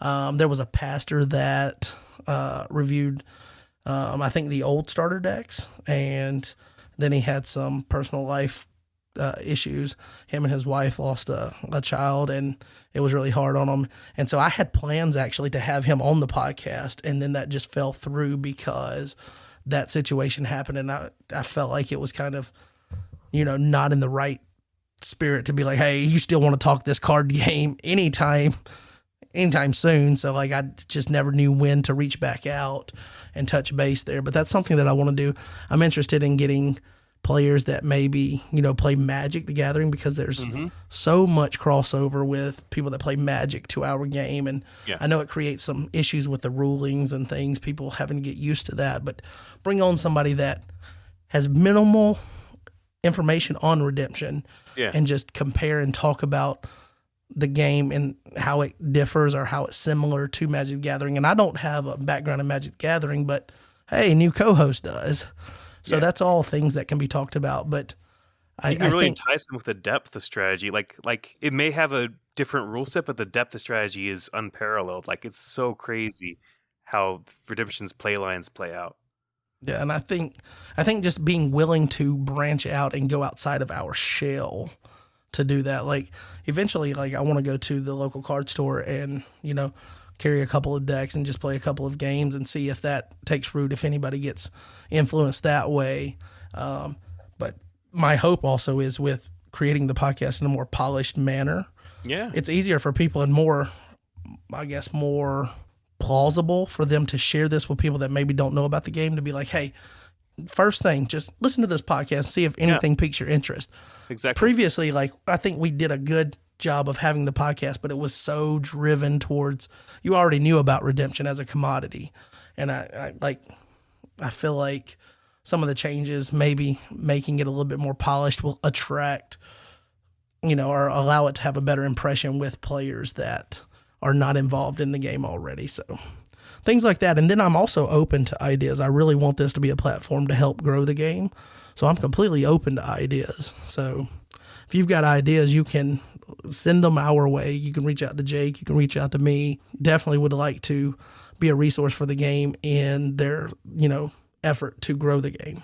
So if I could tie in my answer to that, basically what you said, like, I think like one of the things that we can do for growing Redemption through this podcast is it's not even like necessarily stepping outside of it to the future. We do want to do that, but like strengthening the core that we do have is a huge thing. Like if this podcast is something that feeds in to make Discord more active, and people are like, I want to be playing in this tournament because I want to get in the power rankings, and tournaments start going up, and then people start saying, hey, what are you doing this weekend? Oh, I'm playing on this tournament with that Jay is hosting. Like if we can increase the activity within the community, that's going to start bubbling out into other people. If people see this podcast thriving, if it gets more views, and that gets, say there's somebody that already plays Magic and there's somebody that listens to Christian podcasts, and then Spotify's like, oh, you're a Christian and you play card games, why don't you try out this podcast? Like if this podcast starts growing on its own, naturally it's going to start reaching more people. Naturally the community is going to start growing.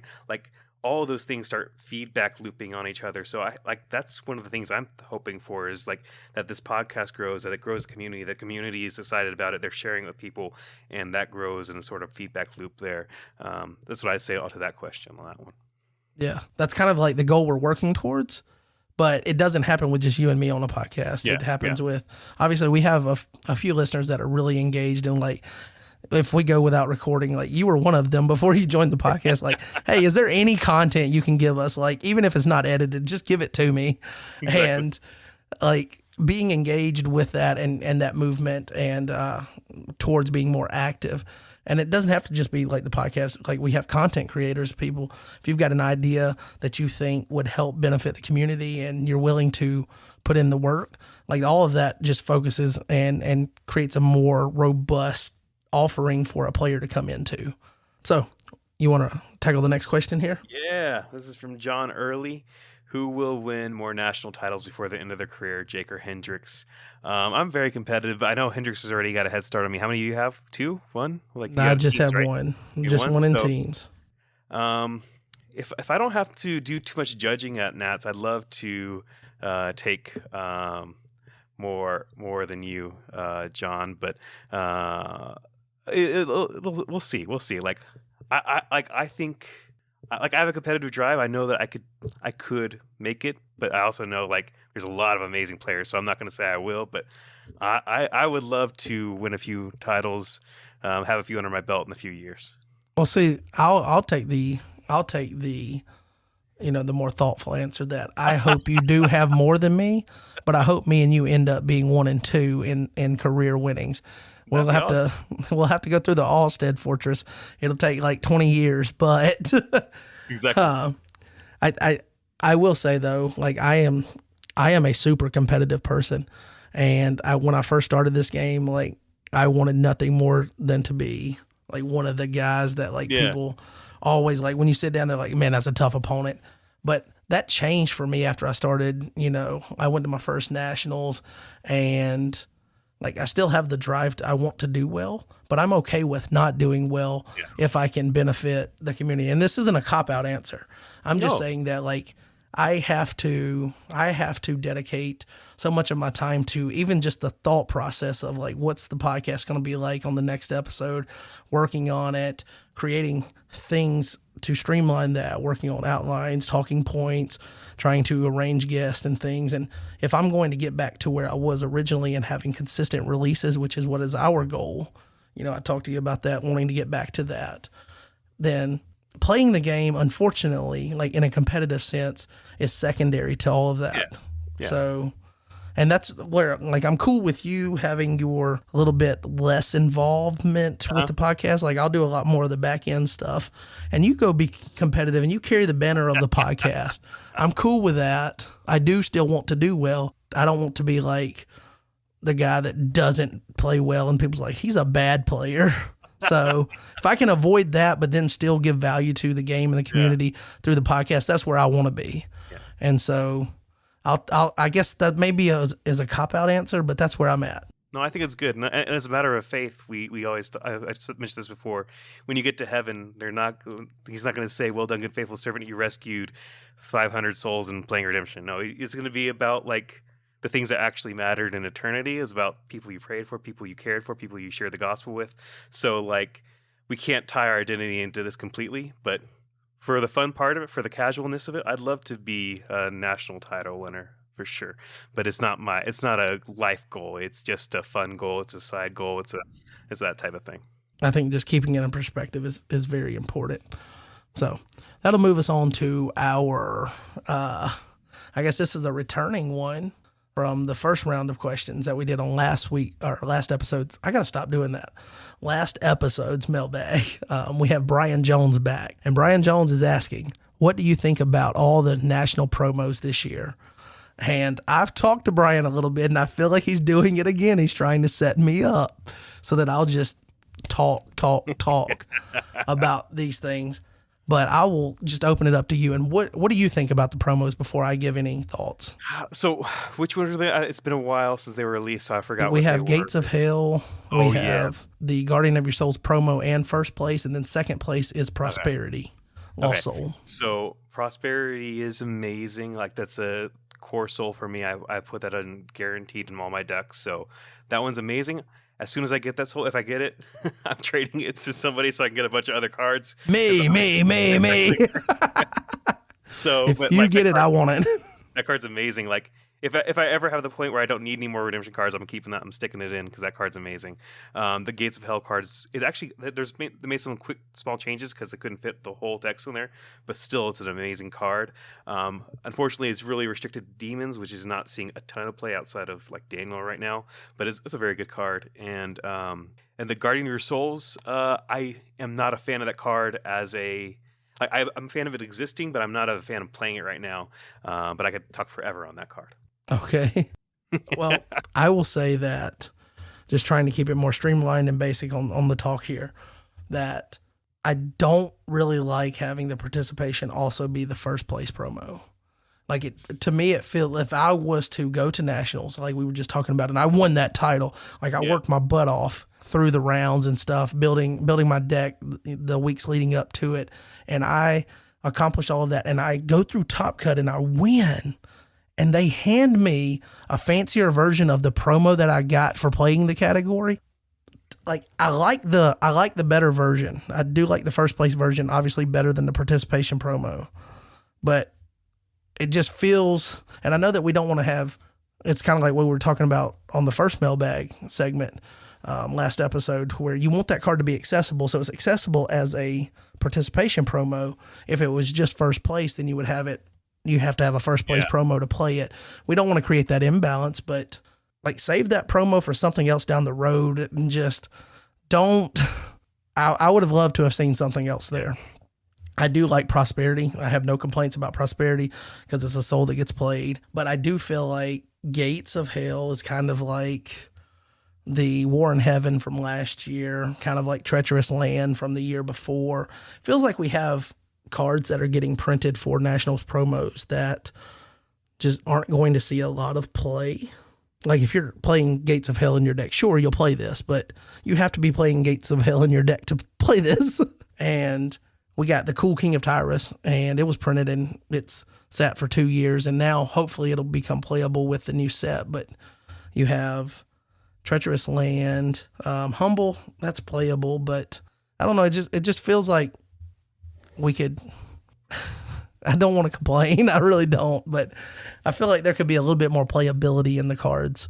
I know that they're also kind of trying to balance things of if there's ever a future rotation and not print things, because that's kind of the answer that I got when I suggested that we should have a Nats promo version of Black Gold Outsiders. And I was told, well, we don't know necessarily that we want that exact ability in the future of the game. Plus the text doesn't really fit on the new card face, things like that.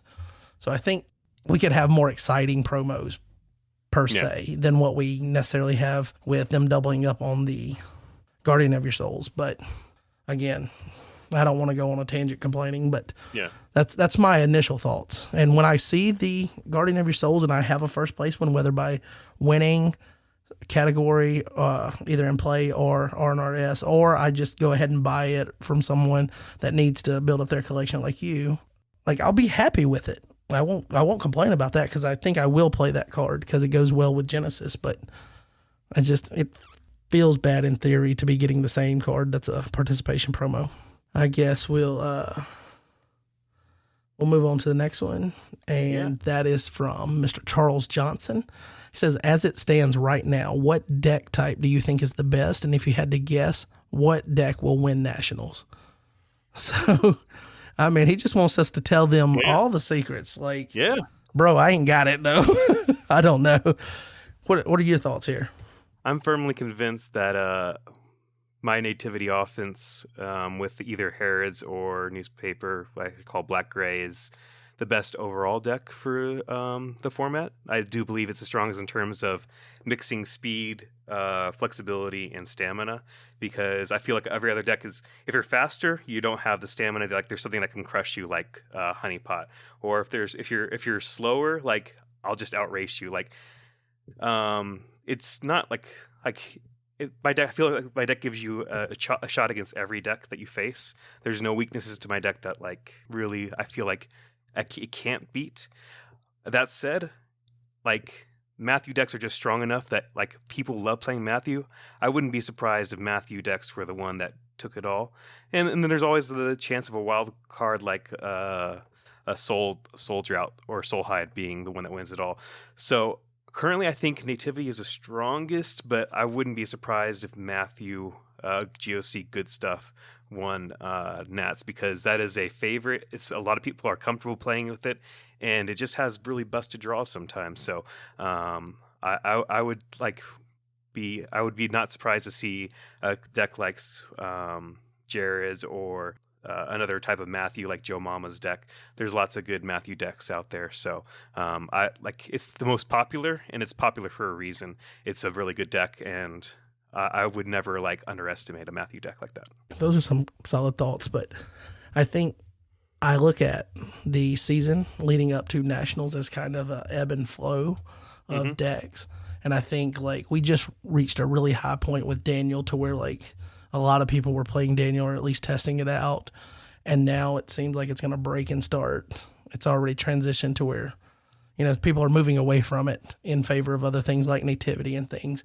And I think it's possible that some deck that's been out there that people are just going to simply like think has been put on a shelf and people aren't going to play it could come out of, like Soul Surfer hasn't seen a lot of play, but Chad's probably going to play that in Nationals.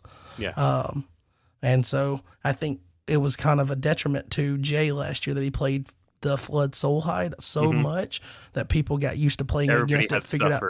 Yeah. Everybody was ready for it to where like you can share the deck, be open with the community, but you don't have to tell them the tweaks and things that you're doing.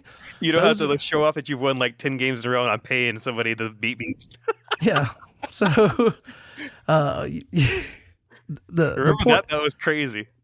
Yeah, the point I'm trying to make is like I don't necessarily know what will win Nationals, but I think when people start analyzing and saying, like you mentioned Matthew decks, Nativity, that's really popular, I think it's probably going to be a deck that's kind of in that realm, but hasn't necessarily been pushed really hard up to Nationals. Like last year, Daniel and Demons was popular, but wasn't really talked about before Nationals, and Jaden piloted it to finishing 4th or something like that. So I feel like one of those fringe level decks that isn't one of the first 3 decks people name is probably got a chance to kind of have the surprise element, but also have the well-balanced approach that obviously you did well in tournament season at some point, but just didn't play it all the way through the end. So I wouldn't be surprised if Daniel was in the deck or, it was Honeypot by Jay. He hasn't been playing that a lot, but he could pick it back up and pilot it probably better than anybody else. Yeah. And so people that think that they know how to play Honeypot because they're beating people playing Honeypot, they're not beating Jay playing Honeypot. Exactly. Things like that. So I think I would keep that in my mind when I'm thinking about what's going to win Nationals. Yeah, definitely. So that brings us to our last one. You want to take that? Yeah. It's from Zach. Hey guys, it's me, the Jambi. but you can call me Zach. I don't get to play Redemption much at all, aside from some starter deck matches with my son. What kind of deck do you think would be fun to pilot to try out a more competitive deck? I'd love to try something that is fun to play, even if it's not super competitive. And maybe shout out a contender deck you'd recommend for less experienced players. Thanks, Zach. So for me, I'd say I think a fun deck might be Gold and Thieves. It's the deck that I was playing a lot last year, and I think one thing that's fun about it is that you have a lot of dual alignment characters, and that does add a little bit of complexity, but I think that's pretty easy to comprehend.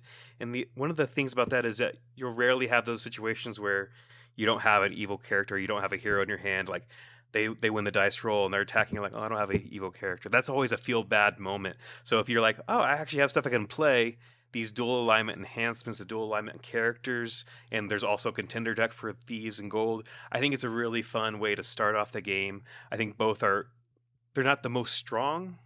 Well, I mean, Thieves are pretty strong right now, but they're not. New Testament Gold's not the most strong theme, but it's a fun theme and it's a good theme, and I think it's a really good way to start people out. It's something that I enjoyed as a start out deck, at least. I was just checking, and I know that they made a lot of changes with swapping out some old contender and challenger decks out for newer themes that have come out in recent sets. But one deck that I really enjoy playing, and I stopped playing it a lot because when I put it down, Brad picked it up, and that was kind of his deck. And that's playing Ruth theme deck. I really like Ruth, and you get a lot of white stuff that you can splash into it, like enhancements and things you can borrow from other our newer sets to go with it. But then you get to use David being your primary hero, if you were to include the ultra rare there. But even if you don't, there's also it's just fun. I enjoyed playing that deck when LOC first came out. I took Gabe's playtest deck that he shared, and I was like, okay, I'm gonna play that, and I really enjoyed playing that deck, especially when you found out that you could manipulate kind of being able to ban to so many different characters. You can do with, I think, Salmon's the link to be able to ban to multiple things like that. So I think playing something like that and finding a theme and maybe a game mechanic. Another thing that I like to play, and this is probably teetering on too much of a competitive level, but my favorite game mechanic is toss. I love toss. And it's kind of watered down now because everybody's doing it with Herod's Temple, but I enjoy the mechanic of toss. But you could pick out a mechanic or a play style that you like and work up a deck built around that. But if I was going to suggest a contender deck or challenger deck, Nativity Heroes. I know that obviously you've got experience with Nativity. That's kind of a fun theme to play too. It is. If you obviously you've made it super competitive, you've increased, the complexity of the deck. But if you just take the contender deck style version of it, it's just a fun deck to play. Getting to pull off Star of Bethlehem for a big impact in the middle of the game. That's cool. So I would say that would kind of be somewhere I would lean potentially. So, but either way, you've got the right idea going to Your Turn Games and Kelsey over there to buy your pre-constructed deck, to buy your sealed product. That's right. We love giving them shout outs. So nice of you to include them there in your question, Mr. Jamby. So appreciate that. Appreciate all you guys for submitting questions for the mailbag. Obviously, this segment is contingent on you guys being participants in the podcast. So it kind of relies on you guys being involved and engaged with the podcast, and hopefully that can continue. But that's going to do it for this community mailbag. It's going to do it for this episode. I believe we are at the end of the episode, so you'll have to wait 2 more weeks to get your fix of the threshing floor. Any parting words you got, Jake? This has been a blessing. Thank you for all the encouragement. It's been a great time, and I hope that I keep on being a blessing to y'all as y'all been a blessing to me. Yep. Ciao. Absolutely. And congratulations again to our winners, and we'll catch you next time. Peace. Thanks for listening to this episode of the Threshing Floor Podcast. Help us grow our community by leaving a rating and review wherever you listen to podcasts. While you're at it, be sure to subscribe or follow so you don't miss the next episode. And we'll talk to you next time on the Threshing Floor Podcast.